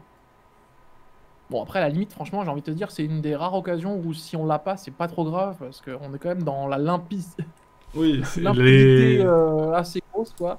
La seule question après qui peut se poser, c'est... Non, même pas, parce que du coup, même pas besoin de se poser la question pour l'Urus, puisque l'aide est ban. Donc voilà, c'est ça. Je pense que l'Urus apporte quand même un... Yorion est pas jouable, Gyruda non plus. C'est ça, sur les compagnons, je pense que même s'ils sont trop forts, si dans le futur ils sont trop forts, je pense qu'ils méritent une période d'essai, on va dire. Si c'est grave, on veut savoir pour Caverne, avoir un peu plus qu'une phrase d'explication. Ah, attention. Alors. Attention. Il y a Martial qui est pas content. Alors, c'est vrai que j'ai pas fait attention à 100% sur Caverne. Attendez. Ah oui, on t'entend. Ça y est, c'est bon. Hello, bienvenue à toi. Est-ce que vous entendez tous? Est-ce que tu peux juste te présenter déjà pour commencer pour les personnes qui te connaîtraient pas? Et ça permet aussi de checker, voir si les gens t'entendent bien. Alors, attendez une seconde, je vais essayer de résoudre l'écho. Alors, est-ce que vous m'entendez? Il n'y a plus d'écho là. Ou est-ce que... C'est bon. Alors, donc je suis Sylvain Loriol, je suis du membre du comité, connu sous le nom de Févin sur les forums depuis des années. Hop là. Et voilà. C'est bon? Oui, bah écoutez, c'est bon, voilà. Donc pour ceux qui le connaîtraient pas, vous pouvez le voir de temps en temps. Je crois que tu participes quand même des fois. Tu réponds aux questions des gens sur Magicville quand il y a des questions qui se posent. Oui, sur Magicville, sur Facebook, oui, j'essaie de répondre quand je peux, quoi, mais... Voilà, bah, bon, comme dit, après c'est du bénévolat, hein, donc quand t'as le temps, quand tu peux.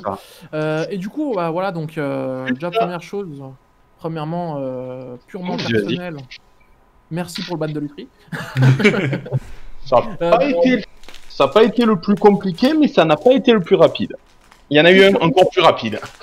C'est sûr, alors du coup, avant d'arriver justement à celui qui, tu pourras nous dire après celui qui est le plus rapide, la question du coup que certaines personnes se sont posées, pourquoi ne pas avoir suivi la directive, même si vous l'avez un petit peu expliqué, mais tout le monde n'a pas lu le post, pourquoi ne pas avoir suivi finalement ce qu'a fait Wizard, la maison mère, hein, contrairement au 1v1, là c'était vraiment Wizard, qui a directement ban dans les formats singleton, que ce soit le multijoueur ou le brawl, Lutri directement.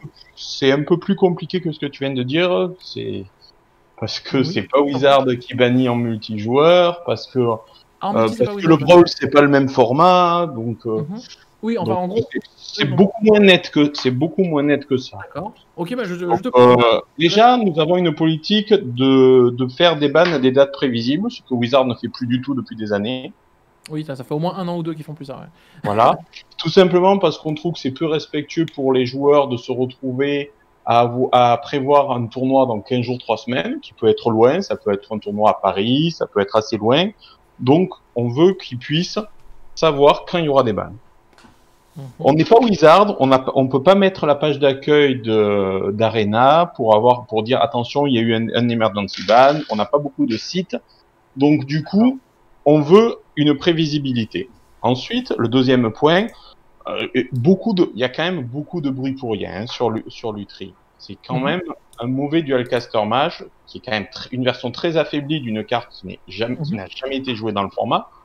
On est d'accord qu'il faut la ban parce que ça rompt l'équité, il n'y a pas de problème, mais ça ne nécessitait pas de retourner le monde et de faire des trucs d'urgence pour un truc qui a un impact qui est quand même relativement faible. Soit dit en passant, c'est très loin d'être les decks IZ qui bénéficiaient du meilleur compagnon. Il y a un compagnon 100 fois plus fort qui est toujours légal, tout simplement parce qu'il n'est jouable que dans Karlov. Hein. Oui, donc Lurus, oui, on est d'accord. Lurus qui a. Il n'y a aucune comparaison de puissance entre les deux cartes. Ah oui, non, mais clairement, Lurus a défoncé 3 ou 4 formats à lui tout seul. Ça, on l'a bien vu. Mais oui, donc du coup, pour synthétiser, donc du coup, voilà, la première raison, du coup, pour ceux qui ont suivi, c'est vrai qu'au niveau de la visibilité de l'annonce, où c'est vrai que là où Wizard peut commencer dès qu'il fait un ban un lundi comme ça, sans prévenir, il peut aller sur tous les réseaux sociaux, sur YouTube, sur tous les streamers, tous les casters, sur Arena, sur machin, pour mettre l'information. Vu qu'ici on est sur un comité de bénévoles de peu de personnes, l'impact de la news aurait été compliqué pour certaines personnes à avoir. Donc du coup, vous préférez vraiment faire ça à des dates fixes. Ce que je peux comprendre, si la date fixe en plus est pas trop éloignée, parce que c'est vrai qu'après s'il faut se manger 3 mois où ça peut pourrir le format, voilà. La deuxième chose, là où je reprends de ce que tu as compris, c'est que c'est vrai que Lutri en power level pur, c'est pas une carte forte. Mais là où ça pose un problème, c'est vraiment que c'est, comme vous l'avez dit, c'est un problème d'équité en fait. Et là, je pense qu'on est d'accord avec les. C'est que c'est pas voilà, c'est pas le fait de pouvoir rejouer un de tes spells qui pose le problème, c'est le fait d'être juste purement gratuite. En fait. C'est juste ça en fait. Je pense que si Lutri avait une autre condition que celle d'être juste gratuite dans les singletons, il n'y aurait eu aucun problème avec la carte. Mais le fait qu'elle soit gratuite, ça casse totalement la polarité de jouer avec un mec qui a Lutri et un mec qui a son Lutri parce qu'il a une carte en plus sans aucun contre-coup. C'est pas le seul qui a aucun contre-coup. Lurus, Lurus, le seul contre-coup pour Karlov de jouer Lurus, c'est de devoir améliorer ta liste et de devoir enlever tout ce qui est nul dans le deck. Oui, pardon, quand je disais aucun contre-coup, c'est-à-dire que ça demande aucun deck building, c'est-à-dire que si tu prends ton pack, tu la rentres dedans. Lurus, ça demande juste de rendre ta liste meilleure, donc c'est un coup négatif. Ça te rend ta liste meilleure de jouer Lurus parce que ça te permet d'enlever les cartes nulles qui coûtent trop cher dans ce deck. Super, alors du coup, bonne question, parce que moi, c'est justement en début de partie, je sais pas si vous avez écouté, où je disais que justement l'autre compagnon qui posait problème, c'était Lurus, et qu'on aurait peut-être pu voir ban. Et du coup, au final, comment ça se fait que vous ayez pris le choix de le laisser pour l'instant? Est-ce que ça fait que c'est parce que c'est juste dans Karlov et rien que dans Karlov? Il faut un retour de tournoi sur ça. D'accord. Le problème, c'est qu'on n'a pas assez de retours. Vu que ça va être dans un seul deck, il faut pas mal de données pour pouvoir vérifier à quel point c'est toxique. Il y a eu très peu de tournois du fait du confinement, donc du coup, on n'a pu prendre que les décisions qui étaient évidentes car elles affectaient beaucoup de decks, mis à part les décisions qui concernent les anciennes cartes. Concernant les 3 nouvelles cartes, c'est des cartes qui étaient évidentes. Lutri, le coup était nul et c'était possible dans trop de decks. Le problème était évident. Les Deflexing Swat, c'est la première carte qu'on a bannie. Donc celle-là, on n'a même pas discuté une minute de ce ban, tellement la carte est scandaleuse. Plus que la bleue? Alors moi j'aimerais bien comprendre parce que j'ai peut-être raté un truc. Plus que le negate gratuit. Oui, parce que bon, les deux ont le même défaut, c'est qu'elles génèrent du card advantage, plus que Lutri, parce que normalement c'est censé coûter une carte, ce genre d'effet. C'est censé exiler une carte de ta main, donc déjà il y a le card advantage en lui. Ensuite, Fierce Guardianship, certes ça protège ton commandeur, mais ça peut pas retourner une partie en faisant un truc complètement hors sujet, quoi. Ça peut pas rediriger une Wasteland, ça peut pas Tu contrôles le sort, mais tu peux pas faire plus que 1 de card advantage, le fait que tu n'aies pas payé la carte exilée par rapport à une Force of Negation. Sur Deflecting Strike, tu peux faire un card advantage pour 0 mana de plus 2. La carte que tu n'as pas exilée pour jouer ton spell, que tu aurais dû exiler, et le sort adverse que tu détruis par l'anti-permanent que ton adversaire joue. Ok, mais merci beaucoup. Générer pour 0 un card advantage de plus 2, ce n'est pas possible. Il y a aussi le problème, c'est quelque chose qui peut beaucoup trop retourner une partie. Free negate, ok, ça retourne pas une partie, tu vas la gagner, mais ça ne la retourne pas instantanément. Deflecting Strike, il y a des fois où tu prends ça, tu prends tes cartes, tu te lèves et tu t'en vas. D'accord. Mais ouais, du coup, en plus, sachant que contrairement au spell rouge qui généralement détourne un spell, là ça détourne aussi une capacité. Donc, ça détourne une capacité, ça détourne un truc qui est multi-cible, c'est une misdi qui est améliorée à 2 niveaux. Ouais, c'est ça. Normalement, Misdirection, ça ne redirige que les sorts qui ont une cible. Autre problème, Fierce Guardianship, c'est qu'une version améliorée de cartes fortes, mais qui sont dans la même couleur, quoi. C'est une version améliorée de Force of Negation. Mais quand tu affrontes un type qui joue bleu, tu sais qu'il joue Force of Negation. Il va te jouer Fierce Guardianship, tu vas faire, bon, ok, c'est une Force of Negation en mieux ou une Force of Will en mieux, c'est grave, mais je l'avais un peu anticipé. Deflecting Strike, si le type ne joue pas bleu, tu ne t'y attends absolument pas. S'il est bleu-rouge, ok, pas de problème, tu t'attendais à ce qu'il fasse Force of Will, en Deflecting Strike, c'est à peu près le même combat. Mais il y a une possibilité qu'il ne joue pas bleu, et que tu ne t'attendais absolument pas à ce qu'il se passe ça, et que du coup, tu perds une partie sur un truc qui est impossible à prévoir, 99 cartes singleton, impossible d'anticiper. Oui, il y a le côté color pie en fait, c'est aussi qui pose problème. Il y a aussi le côté color pie qui pose problème sur Deflecting Strike. Le fait qu'il y ait une version améliorée de Misdirection, alors que l'autre c'est une version améliorée de Force of Negation. Les deux cartes, Misdirection et Force of Negation, ont un pouvoir à peu près équivalent. Oui, mais le problème c'est que la Misdirection est améliorée et il y a 2 autres améliorations derrière. Contrer les capacités, contrer les multi-cibles quand même. Et du coup, quand tu nous parlais de la carte qui était auto-inclus dans votre ban, c'était bien la rouge. Deflecting Strike, ça vous l'avez vu, vous avez tout de suite dit directement. Une minute. D'accord. On ne l'a pas envisagé de l'emergency ban parce qu'on n'emergency ban pas les cartes. Bien sûr. Mais par contre, on a de suite été sûr que qu'elle ne passerait pas la première ban liste. J'ai totalement cut le côté que ça détourne les capacités. C'est vrai que je l'avais vu comme une misdi. Il y a aussi les sorts à cible multiples qui normalement, Misdirection, il y a des fois où tu as l'impression que ça va marcher, tu fais merde, mais il y a une deuxième cible sur ton sort, d'où il sort. C'est les sorts à cible multiple. Oh, alors là, j'ai totalement. Attends. Non, Misdirection, normalement, c'est une cible unique. Là, il n'y a pas la restriction. Par exemple, tu peux pas si le type fait critique commande en bounçant ton permanent et en contrant ton sort, tu peux pas le misdi. Là, tu peux misdi, lui dire finalement tu vas pas contrer mon sort et finalement je vais te bouncer un permanent. Voilà. Bon, là on apprend les gens que apprendre à lire à Magic c'est fort. Donc là vous voyez que moi j'avais totalement squeezé le fait que parce que vu que ça ressemble à tous les spells où on redirige, dans ma tête c'était forcément cible unique. Non, il n'y a pas. Il n'y a pas cible unique, donc voilà. Donc ça... C'est un petit détail. Franchement, le cible unique c'est pas ce qui modifie fondamentalement la carte, mais c'est un petit plus. C'est quand même c'est des trucs genre comme dit. C'est pas pour rien qu'il y a les 2 T dans Magic TT. Ok, bref.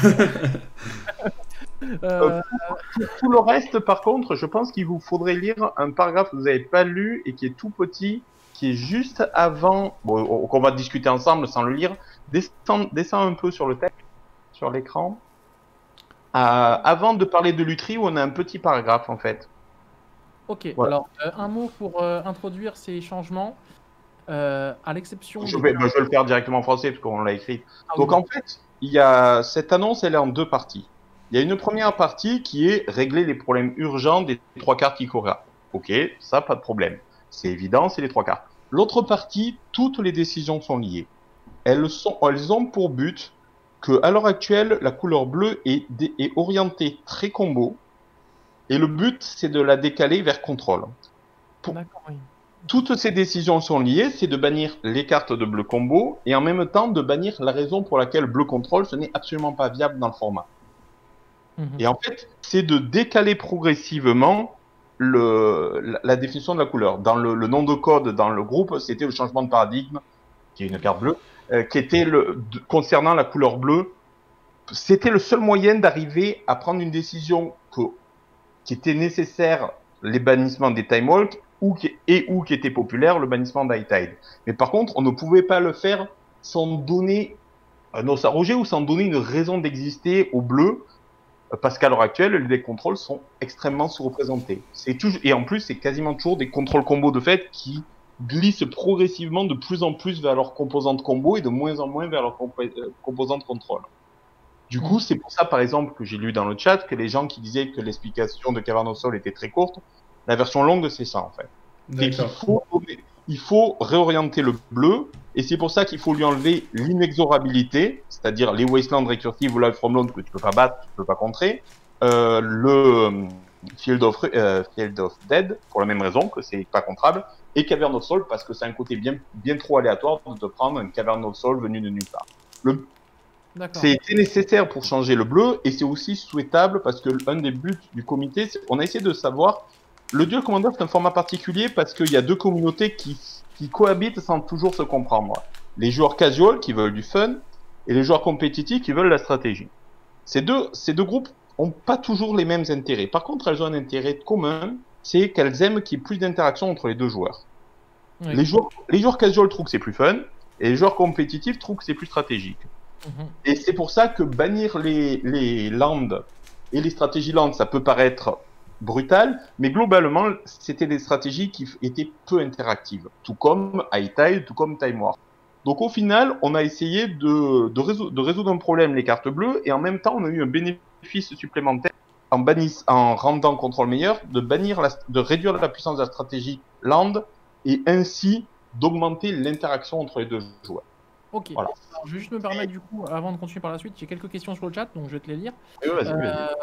Donc, une des questions qui a été posée, c'est du coup, dans ce cas-là, pourquoi laisser Chasm dans le format, du coup, vu que c'est aussi une carte qui peut... Alors, concernant Chasm, bon, déjà, contrôle, ça ne le concerne pas. On a banni les cartes de land qui affectaient contrôle. Là, il n'est pas affecté. Ensuite, c'est une carte qui est beaucoup plus lente que Wasteland Recursive. Beaucoup plus lente que Cavern of Soul qui est actif dès qu'elle est posée le tour même. Et c'est une carte qui est moins impactante que Field of Rings. D'accord.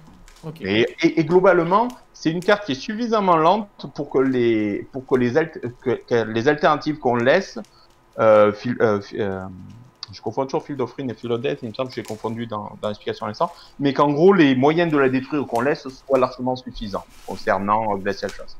D'accord. Question, là, ils nous disent pourquoi vous n'avez pas décidé, ça je peux comprendre, mais je vais te laisser répondre quand même, c'est pour ça permet de... Pourquoi vous n'avez pas laissé Lutri autorisé en command zone? Dans le sens, pourquoi est-ce qu'on fait pas une sorte de ban pseudo-partiel Pour moi, alors, là je vais donner deux réponses. Une réponse du comité, une réponse personnelle, parce que je suis pas toujours en phase sur ce point-là. Alors, pour la version du comité, on n'a pas voulu créer une catégorie pour si peu de cartes. D'accord. Ça, c'est la réponse du... D'ailleurs, tu vois, donc FX rigole sur le fait que je réponde de deux fois. Donc, concernant la réponse globale du comité entier, la réponse collégiale, c'est ça. Ma réponse personnelle, c'est que pour moi, le ban as the commander est un archaïsme qui devrait disparaître. Donc du coup, j'étais absolument opposé qu'on recrée l'équivalent. Mais de toute façon, la décision collégiale, c'était on ne veut pas créer une catégorie pour si peu de cartes parce que ça rend plus complexe la lecture. Et globalement, jamais Lutri sera joué en command zone parce que c'est beaucoup trop faible. Et elle sera jamais jouée dans le deck parce que c'est un mauvais dualcaster mage, carte qui n'est jamais jouée. Donc, globalement, en compagnon, la carte a un impact trop faible pour qu'elle soit envisagée. C'est plus ennuyeux, par exemple, et comme pour une carte comme Vial Smasher, qui aurait été envisageable de jouer sans partenaire, et au moment où on s'est posé la question de ban as the partner, Vial Smasher avait son petit mot à dire parce que Vial Smasher, ça a plus de crédibilité que Lutri, par exemple. Mais à cette époque-là, déjà, je m'étais opposé à une catégorie supplémentaire que pas grand monde était déjà très chaud. Ok, je vais juste répondre aussi, là je pense que je vais même pas avoir besoin de te poser la question. On nous dit, mais que deviennent les joueurs qui ne jurent que par combo? On leur dit de changer de format. Alors je vraiment de te répondre vite fait, pas perdre de temps. En fait, là ce que Févin nous dit, c'est qu'en gros le but c'était pas de défoncer combo, c'était de défoncer le fait que bleu soit forcément associé à combo. C'est juste ça, donc tu peux toujours jouer combo, que ce soit dans des bicolores, dans des tricolores. Mais là, Team Natrasios, au hasard. La chose qui se passait là, c'est qu'en fait, quand tu jouais mono bleu, en fait, t'avais même pas besoin de splasher une autre couleur pour essayer d'avoir un autre plan de jeu, genre avoir des créatures ou avoir des anti-bêtes. Tu savais qu'en fait, il fallait juste que tu tempo assez avec tes boons, tes contres, pour arriver à ta combo. Donc du coup, en fait, tu arrivais à des packs mono bleu qui faisaient quelque chose que normalement bleu tout seul ne peut pas faire, c'est gagner la partie sans rien d'autre, en fait. Et du coup, sans Planeswalker, sans rien, sans genre juste en mode contre, win, combo, parce que j'ai une combo dedans. Et ce que justement le comité a expliqué et que nous a dit Févin, c'est que justement le but c'est de rediriger les packs juste bleus sur du contrôle et pas forcément un pack où j'en ai rien à faire de ce que tu fais, je fais juste être un ou une remand ou un bounce pour me gagner un tour et derrière je t'ai tué. Après, c'est une redirection, mais qui n'est pas impérative.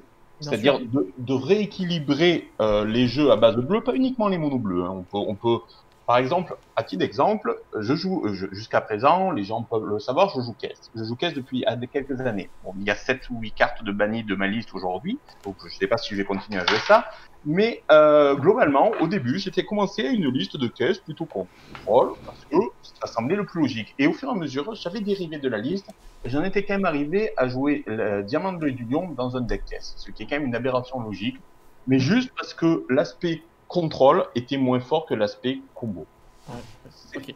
Cette dérive progressive qui est un problème. Ensuite, on n'a pas strictement banni combo, par exemple, Underworld Breach est toujours légal, hein, qui est quand même une combo très forte. Team Thracios est toujours légal, même si Oriox Salvager l'est plutôt moins. Mais oui, ce qu'on disait, on peut jouer combo autrement que dans mono bleu. On a une question Asimov67. Salut, t'es encore en vie toi, Binas. Pourquoi les raisons qui ont motivé le déban de Jace, c'est-à-dire les tours sur Light Tide, n'ont pas permis un déban de Teferi, l'Arpenteur, pour qu'il soit joué lui aussi en mode contrôle pur? Alors, donc du coup, bien sûr que la question s'est posée pour Jace, sur Teferi, et sur, il l'a pas cité, mais sur Baral aussi. Et sur Baral, du coup, oui. Voilà, sur les trois, la question s'est posée. Baral aussi, il n'y a plus ni les dessus, ni les polymorphes. Oui, voilà. Donc tous les arguments. Alors, on n'a pas voulu débannir les trois d'un coup. Déjà, ça, c'était pas une option. Et on a débanni celui qui nous a semblé être le moins dangereux des trois, le plus celui qui était le plus dépendant des tours supplémentaires, en fait. Oui. Donc parce que globalement, il reste des trucs assez moches à faire avec Teferi. Teferi Stase, c'est pas le sommet de la convivialité. Oui, bon après. Voilà, et globalement, un des trucs qui différencie le Brawl du Commander, c'est le fait qu'il n'y a pas de Planeswalker en command zone, ou que s'il y en a, ce sont des decks tier 4 ou tier 5. Donc, globalement, Teferi, qui aurait pu redevenir un tier 3 assez facilement, on a préféré pas immédiatement le débat. C'est pas dit qu'on le fera pas, bien sûr, tout comme Baral, mais quand on a dû en choisir un des trois à déban, on a pris celui qui nous semblait le moins dangereux, celui qui faisait un deck building le plus intéressant des trois aussi, parce que Stase Teferi c'était pas très intéressant, Full Counter Baral c'est pas très intéressant, Baby Jace c'est un peu plus compliqué à builder, il y a moyen de faire des choses un peu plus intéressantes. Quitte à en débannir un, on a débanni celui qui semblait le moins fort, celui qui semblait le plus intéressant. Celui dont aussi la présence sur la banlist était pour moi la plus ambiguë. D'accord. Mais la question s'est posée pour les trois. En plus, pour le coup, c'était pas trop posé pour moi parce que j'avais même pas anticipé qu'on allait en débannir un des trois. Ça s'est décidé le jour du vote et que du coup, j'avais même pas vu le problème et ils avaient bien raison, les autres.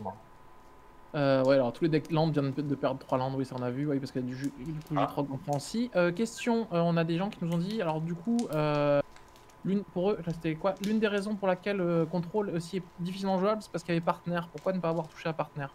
C'est faux. Alors déjà, premier truc, c'est entièrement faux. Quand tu joues Control, t'espères que ton adversaire joue partenaire. Déjà, moi je joue caisse, chaque fois que j'affronte un partenaire, je suis content. Parce que globalement, il va jouer pour 3 mana ou 2 mana un commandeur qui a un impact faible. Et quand tu joues contrôle, tu t'en fous des cartes à impact faible. Tu préfères 100 fois prendre ça que prendre un truc à impact fort. Une cinquième prospérité. Voilà, des J-Trog et autres trucs graves. Quoi.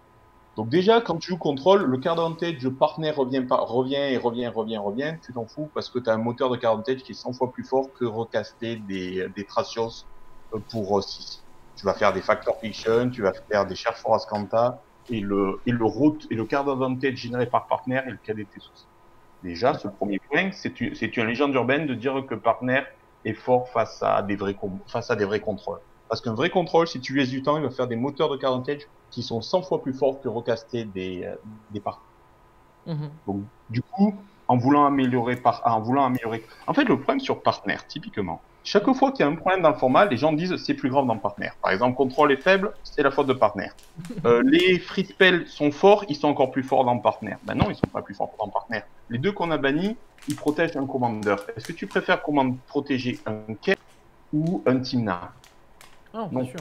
Je préfère protéger un Kess. Je préfère protéger un Kess. Donc les free spells, ils étaient forts avec les généraux impactants. Oui, Et ben, les généraux les plus impactants, ils n'ont pas Partner. Parce que si un général est très impactant et à Partner, il s'appelle Vial Smasher, il a pris la porte il y a un bon moment. Non, parce que oui, bah, dans Proche, le spell rouge, il était génial. Tu te commites à 6, t'as le spell rouge derrière. Oui, Oui, c'est ça. Dans Proche, qui est vraiment pour le coup impactant, et plutôt sous-évalué d'ailleurs, soit dit en passant, lui, il bénéficiait énormément de ce contre gratuit qui non plus était hors de sa color. Que l'adversaire ne voyait jamais venir, forcément, c'est pas dans la color paille de Proche. C'est un très bon exemple, Proche d'ailleurs. J'aurais pu le noter. Non mais. Voilà. Alors du coup, on va juste, parce qu'on a vu à peu près les cartes, mais je sais pas si on a vraiment parlé un peu plus de LED. Du coup, parce que LED, du coup, l'optique, c'est pas forcément dans les packs bleus, mono bleu, c'était plus pour la combo en général. C'est aussi quand même une carte qui interagit, voilà, qui est pas bleue, mais qui est jouée dans des decks ou combo bleu parce que Breach, c'est assez souvent dans des decks bleus quand même, hein, ou dans des decks qui ont un squelette bleu. D'accord, donc c'est plus vraiment à cause de l'arrivée d'Underworld Breach qui a poussé le... Qui a fait la décision, parce que le problème de Salvager était connu depuis un moment. S'il y avait toujours le problème de Salvager, on aurait pu attendre. S'il n'y avait pas un vrai changement, le vrai changement, c'est Breach. C'est-à-dire, ça a donné une deuxième combo forte, voire très forte, parce que Breach, c'est quand même un scandale. Tu pars avec... Oui, non, le Breach, c'est une aberration. Sur ça, on est d'accord. Tu pars avec Riem, tu pars avec une Frantic Church qui te permet de trouver l'intégralité, de trouver 30 cartes pour trouver ton... Non, mais clairement, Breach, le fait que ça remette au cimetière, déjà, c'est hallucinant, mais bref. C'est ce qui fait que c'est hallucinant, sinon ça serait une Yawgmoth Will fixed, mais c'est pas une Yawgmoth Will. C'est Yawgmoth Will qui donne l'impression d'être le Breach fixed, quoi. Alors que c'est pas comme ça qu'elles sont sorties chronologiquement, les deux cartes. Alors, des gens qui sont pas d'accord sur ton faible impact, ils trouvent que Tymna Thrasios, c'est des généraux à CA tout seul. Mais ce que disait Févin, en gros, après je dis pas que je suis d'accord ou pas avec lui, si je comprends bien sa pensée, c'est que en général, tu vas réussir. Le CA, c'est pas un problème quand tu joues contrôle. C'est souvent l'aggro trop rapide ou l'impact. L'impact en général, pas forcément l'aggro, l'impact en général. C'est-à-dire Thrasios, Tymna surtout, ça a un impact relativement faible. Après, il faut attaquer, et mousse, c'est un gros impact. Akiri, c'est un vrai impact. Akiri, c'est un vrai impact, et pour le coup, c'est un bon exemple de partenaire qui a un vrai impact. Non, sur lui, mon argument, mais dans le cas d'Akiri, souvent, partenaire, c'est 0,5 plus 0,5 égale 1. Souvent, Akiri, c'est Akiri qui est très impactant, qui vaut 0,8, et l'autre qui s'est perdu dans le deck. Souvent, c'est Silas. Des fois, ça peut être un Thrasios, il y a quelques autres cas, mais souvent, quand tu joues Akiri autre chose, tu joues surtout Akiri. Donc c'est à la frontière Akiri quelque chose d'être un vrai partenaire. Parce que c'est Akiri qui est le centre et l'autre qui est perdu dans le pack. Quoi. Ouais. Après, alors les gens vont dire aussi, mais on peut jouer du coup partenaire plus une shell control. Donc on a le CA qui est dû aux cartes en main et dû au meilleur spell de draw et de CA. Et en plus des GG qui font eux aussi du CA et qui ont en plus des capas de CA quand ils touchent le board, genre Chrome. Genre Chrome Thrasios ou genre voilà. Du coup, est-ce que là, on n'aurait pas un problème parce que du coup, ça rendrait les jeux. Alors, à moins que c'est vraiment le but, c'est que vous voulez vraiment axer plus vers contrôle, donc ça vous dérange pas qu'on aille dans du contrôle pur. En fait. Toujours pareil. Quand tu joues contrôle, ce que tu veux, c'est du tempo et pas du card advantage. Ton deck fait déjà du card advantage. T'as pas besoin d'un général, t'as pas besoin d'avoir deux généraux un peu poussifs qui font du card advantage et de repayer des chromes et autres pour cher. Tu préfères avoir un truc qui a un impact immédiat comme un caisse. J'utilise beaucoup l'exemple de caisse, c'est un deck que je connais bien. Je pourrais utiliser un autre exemple sans problème. En fait, tu préfères un impact fort plutôt que un truc un peu parce que le défaut de contrôle, c'est qu'à un moment, tu dois te découvrir pour jouer ton commandeur. Ce que tu veux, c'est que quand tu découvres, ça soit pas pour rien. Ça soit pour un truc qui est très grave. Et typiquement, les partenaires ne rentrent pas dans la catégorie de trucs très graves que tu acceptes de te découvrir quand tu joues contrôle. Après, c'est des agro-contrôles, c'est différent. Mais concernant, par exemple, Ludovic Chrome, qui a eu beaucoup de popularité récemment, le problème, c'est que Ludovic Chrome, ça repose vraiment sur le fait qu'il y avait 2 Force of Will gratuites supplémentaires dans le format. Une fois que les 2 Force of Will ont été ban, là, les deux free spells, la Force of Negate et la Misdirection, le deck va retomber pas mal dans l'oubli quand même. Parce que un agro-control partner, c'était extrêmement avantagé par le fait que tu as des moyens gratuits de te protéger, quoi. Bah oui, tu te retrouves avec des decks qui avaient 5-6 faux, on va dire, 5-6 spells gratuits en mode... Après, il faut pas exagérer ce que je dis. Partner, c'est fort, il n'y a pas de problème. Mais les gens surestiment les problèmes induits par partner. Je dis pas que c'est faible, mais c'est un composant intéressant au format parce que ça permet aux deck builders un peu innovants de tenter des choses. Non, après là où c'est vrai, on est d'accord, et ce qu'on disait aussi avec Simon, c'est que partner c'est fort, mais ça n'empêche pas d'avoir un général qui lui, derrière, tout seul, a un impact tellement grand qu'il compense le fait d'être partenaire. Et on a parlé vite fait d'Urza pour dire que Urza, il regardait partenaire et il disait je m'en bats les steaks en fait. Urza a été banni, donc c'est bon. Mais il y a des généraux non bannis qui rigolent bien quand le type tricote avec des partenaires. Après, moi, ce que j'aimerais aussi voir, c'est qu'il y a beaucoup de généraux tricolores ou quadracolores, enfin plutôt tricolores, qui sont pas joués parce que justement, on peut jouer 2 partenaires et en jouant les 2 partenaires, on a l'accès à une 4e couleur en plus. Donc ça coupe quand même un peu de deck building aussi. Parce que les partenaires qui sont joués, c'est quand même, il y a quand même 2 ou 3 coupes de partenaires qui sont tout le temps joués et les autres coupes de partenaires, ils n'existent pas. C'est sûr, mais ça, on peut difficilement trouver une solution à ce problème, en fait. Si on bannit les partenaires les plus forts, les partenaires moyens plus seront joués et les partenaires moyens moins seront toujours dans l'oubli. Il n'y a pas de solution parfaite pour rendre tous les commandeurs jouables. On aimerait bien pouvoir jouer... Il y a une solution qui avait été envisagée il y a quelques années pour rendre des commandeurs médiocres forts, mais c'était une solution qui était compliquée à mettre en place et qui a dû être abandonnée. C'était de lier le nombre de points de vie initiaux à la nature du commandeur.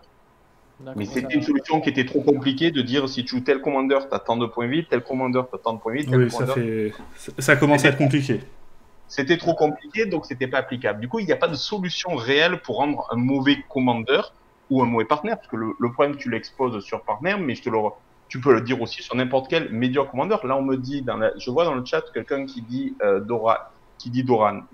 Doran, c'est ça le problème, c'est que c'est pas assez fort et du coup, on peut rien faire pour le sauver. C'était cool, Doran, je trouve que c'est faire, c'est un texte, ça incite à builder un pack un peu original, mais c'est juste pas partenaire qui l'a tué, c'est la puissance du format global. Moi, après, c'est pas vis-à-vis de Doran ou de ce genre de commandement, c'est plus vis-à-vis des 3 couleurs, parce qu'on peut regarder, je pense, dans les 3 couleurs, il y en a plus énormément.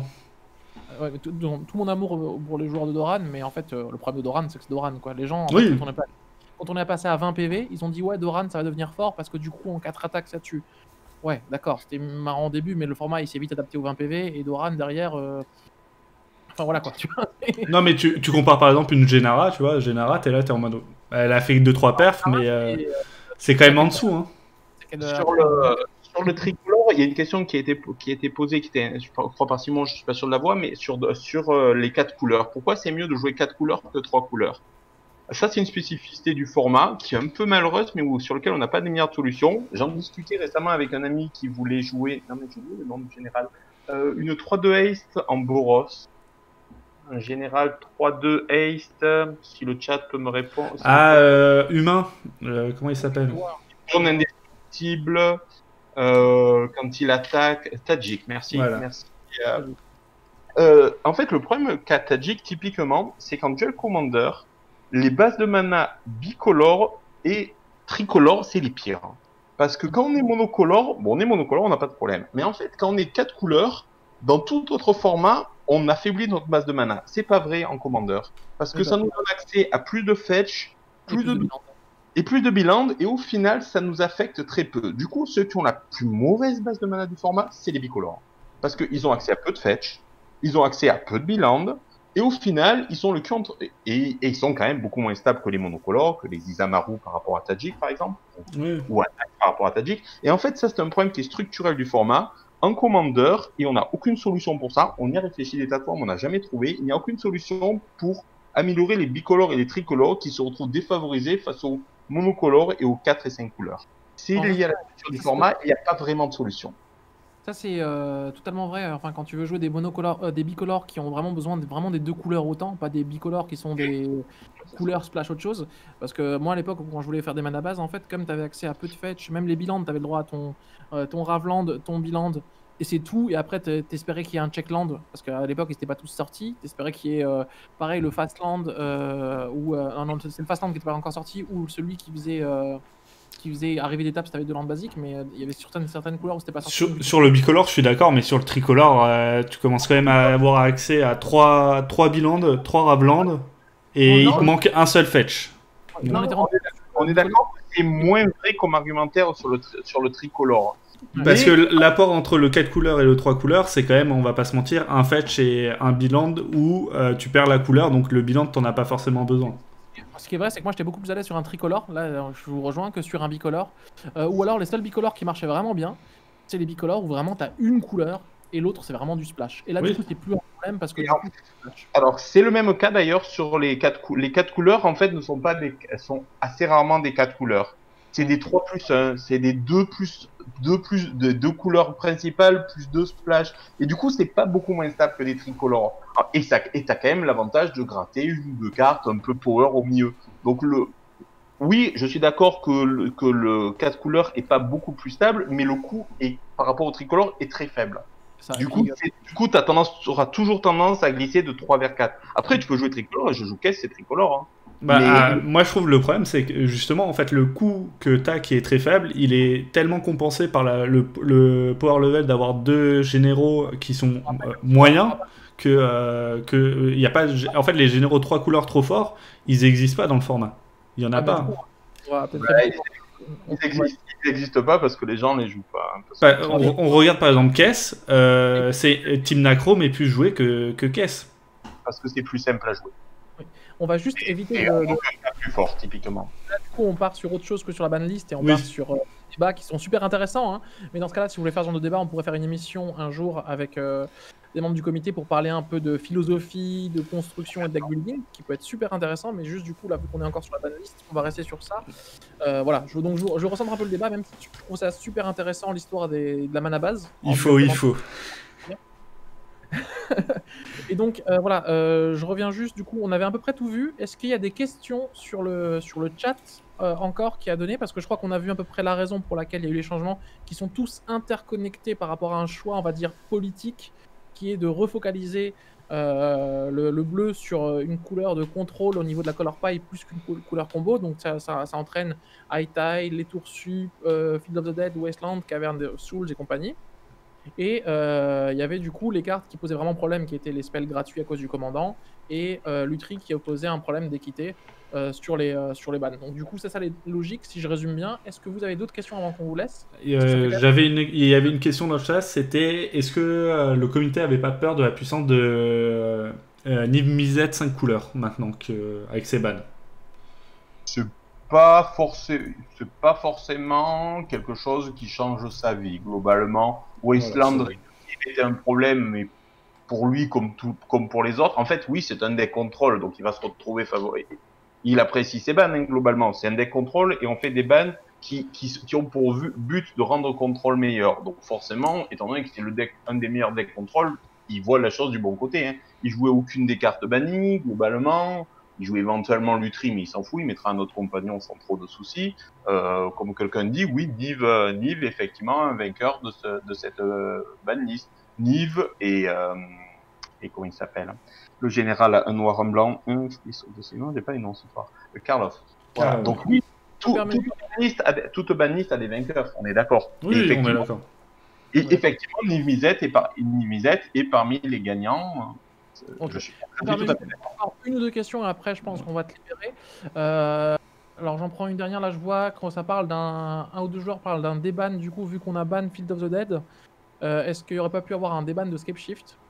Et l'autre question c'était... J'aurais fait une par une, ça sera plus simple. Alors, donc sur Scapeshift, Oui, c'est tout. Oui, ça a été envisagé parce que Valakut c'est moins fort que Field. Mais après, étant donné que le but c'était de réduire la place de combo et de favoriser l'interaction entre les joueurs, est-ce que débannir change-lieu favorise l'interaction entre les joueurs? Non, c'est Pas sûr. vraiment. Pas vraiment. Et c'est le seul point commun qu'on a trouvé aux deux communautés contradictoires qui sont les compétitifs et les joueurs un peu plus casual. C'est qu'ils aiment l'interaction.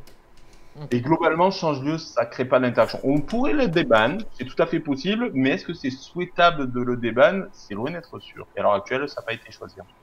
D'accord. Du coup, la dernière question, je voulais parler d'Ougak, mais on en parlera une autre fois. On va parler de 3 personnes qui me redemandent là, le ban de Bazaar of Baghdad est-il envisagé?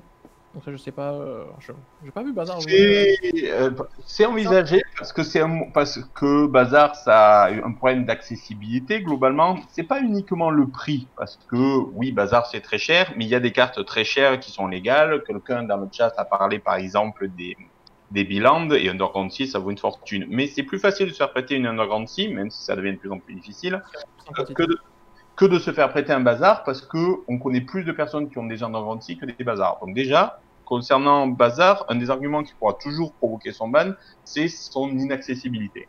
Donc déjà. Ensuite, le prix est un point lié. Ensuite, bien sûr, qu'il y a un pack qui est borderline, qui est un des plus forts du format, qu'on n'a pas traité actuellement, qui est Ogak, qui peut être considéré comme un gagnant d'ailleurs.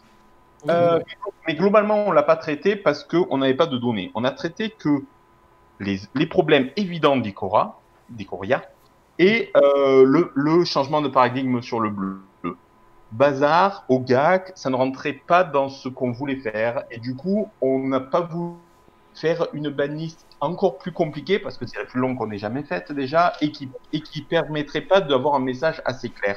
Le message clair, c'est les problèmes courts qui étaient innégociables, typiquement les spells gratuits.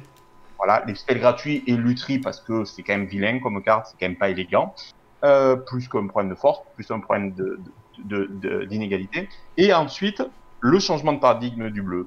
Donc, Bazar, c'était pas le moment pour. Mais, bien sûr que Bazar est une des cartes qu'on observe le plus. Bazar ou Ogak. Globalement, un jour, il est possible qu'un des deux nous quitte parce que le pack est très fort, parce que le pack n'est pas le pack le plus interactif qui existe, et plein d'autres problèmes.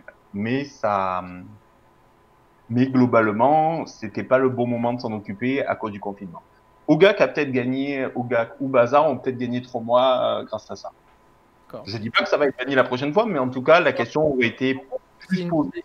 C'est 2 cartes qui sont déjà sous le radar, donc ça veut dire que vous les avez déjà remarquées, donc c'est pour ça qu'elles ne passent pas inaperçues et que vous vous attendez d'avoir plus de données, mais qu'elles sont déjà sous votre visière et que si jamais si vous vous rendez compte que ça part trop loin, bah, il y en aura une ou l'autre, voire les deux, qui partiront. Super. Ok, bah alors du coup on va quand même s'arrêter là parce que ça fait quasiment 2 heures de stream qu'on fait. Merci pour votre rapport à la communauté qui est toujours en lien entre les joueurs et vous avez fait un super boulot. Je voulais le dire de la part de tout le comité.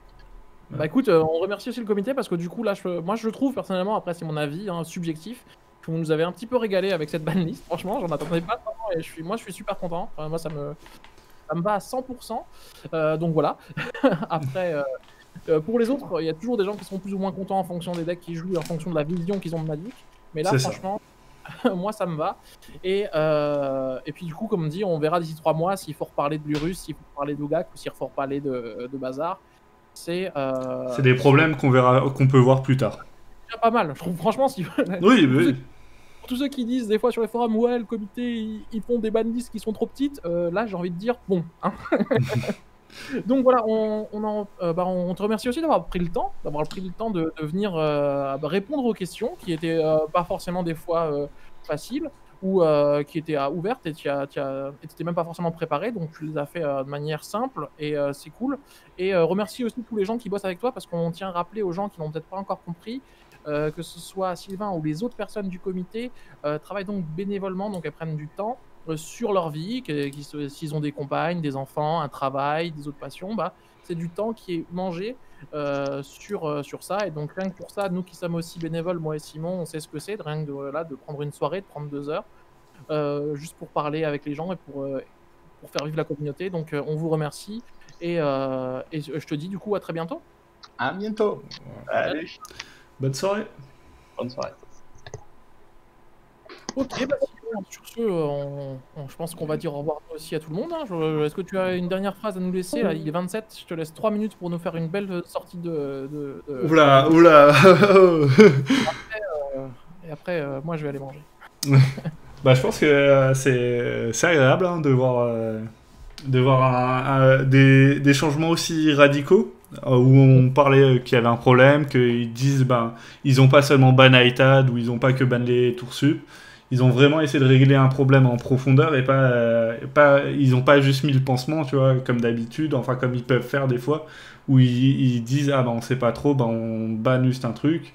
Et là, ils ont vraiment fait, ils sont allés jusqu'au bout en mode, le problème c'est ça, on va aller jusqu'au bout, en donnant des solutions à côté. Voilà, je pense que ça a été. Ouais, moi je suis très content parce que c'est souvent, alors c'est peut-être parce qu'on a tellement peur qu'ils fassent des no change que du coup quand on voit des cartes dont on parlait, mais c'est vrai que voir des cartes qui dans la communauté on en parlait depuis longtemps parce que c'est des problèmes sous-jacents en fait, hein, Oui. les cartes de taille, des tours sup, l'aide, voilà, ça revient par-ci par-là. Alors c'était pas encore assez peut-être pourri dans le format, donc là faut attendre à chaque fois que ça pose des problèmes. Mais c'est cool, c'est vraiment cool qu'il l'ait fait. Parce que c'est vrai que dans cette politique, des fois, de ban les GG, et en fait, au final, on se rend compte qu'on a beau ban des GG, il y en a d'autres qui viennent. Donc peut-être le souci, c'est comme tu le disais, toi, tu es un gros partenaire de ça, toi, un partisan, pardon, pas partenaire, partisan de ça. Vu qu'on n'arrive pas à gérer le problème en bannant que les GG, on bannait le deck avec les cartes fortes, et puis basta. Hein. Et on le voit bien là, le problème de Mono Bleu, c'était pas les généraux, hein, parce que ils ont pas arrêté dans des bans, dans ban, et là ils ont dit ils vont tester Jace, et les autres ils sont potentiellement débannissables aussi par la suite. Donc c'était vraiment le problème, c'était vraiment les tours sup et iTad. Non, donc voilà, mon content, je me permets juste de répondre vite fait aux gens qui n'ont pas pu avoir leur réponse répondu. Vous pouvez aller voir sur leur Facebook ou même sur Magicville, il y a des membres du comité qui traînent là-bas, où on leur posera des questions la prochaine fois. Au niveau de, parce qu'on nous dit qu'il n'y a pas assez de données sur Ogak, moi j'avoue que j'ai pas trop suivi le format, mais je crois qu'il n'y a pas eu de gros tournois depuis, donc peut-être qu'ils n'ont pas eu assez. Non, après en fait le problème c'est qu'il y a eu la domination d'Urza. Est-ce qu'il est possible d'avoir des cartes comme Back to Basic ou Immunity des bans? Alors en fait, on avait déjà répondu à ces questions, c'est dans des vieilles vidéos. Si t'as envie de fouiller sur notre chaîne Magic TT sur YouTube. Il fait la pub et tout, oh là là. Il est corporate. Lâche un pouce bleu, mais un commentaire. Sur YouTube. Excusez-moi, je me fais rire tout seul. Et sur ce, Simon, ça m'a fait plaisir de faire une petite vidéo avec toi, ça faisait longtemps. Oui, ça faisait un bon bout de temps. Aussi. Et je vous dis à tous à très bientôt. Il est 21h30 pile, ça nous fait 2 heures. Un peu moins parce qu'on a commencé à 32, le vrai live. Mais en tout cas, voilà, j'espère que vous allez bien. Des bisous partout. À plus. Ciao, ciao.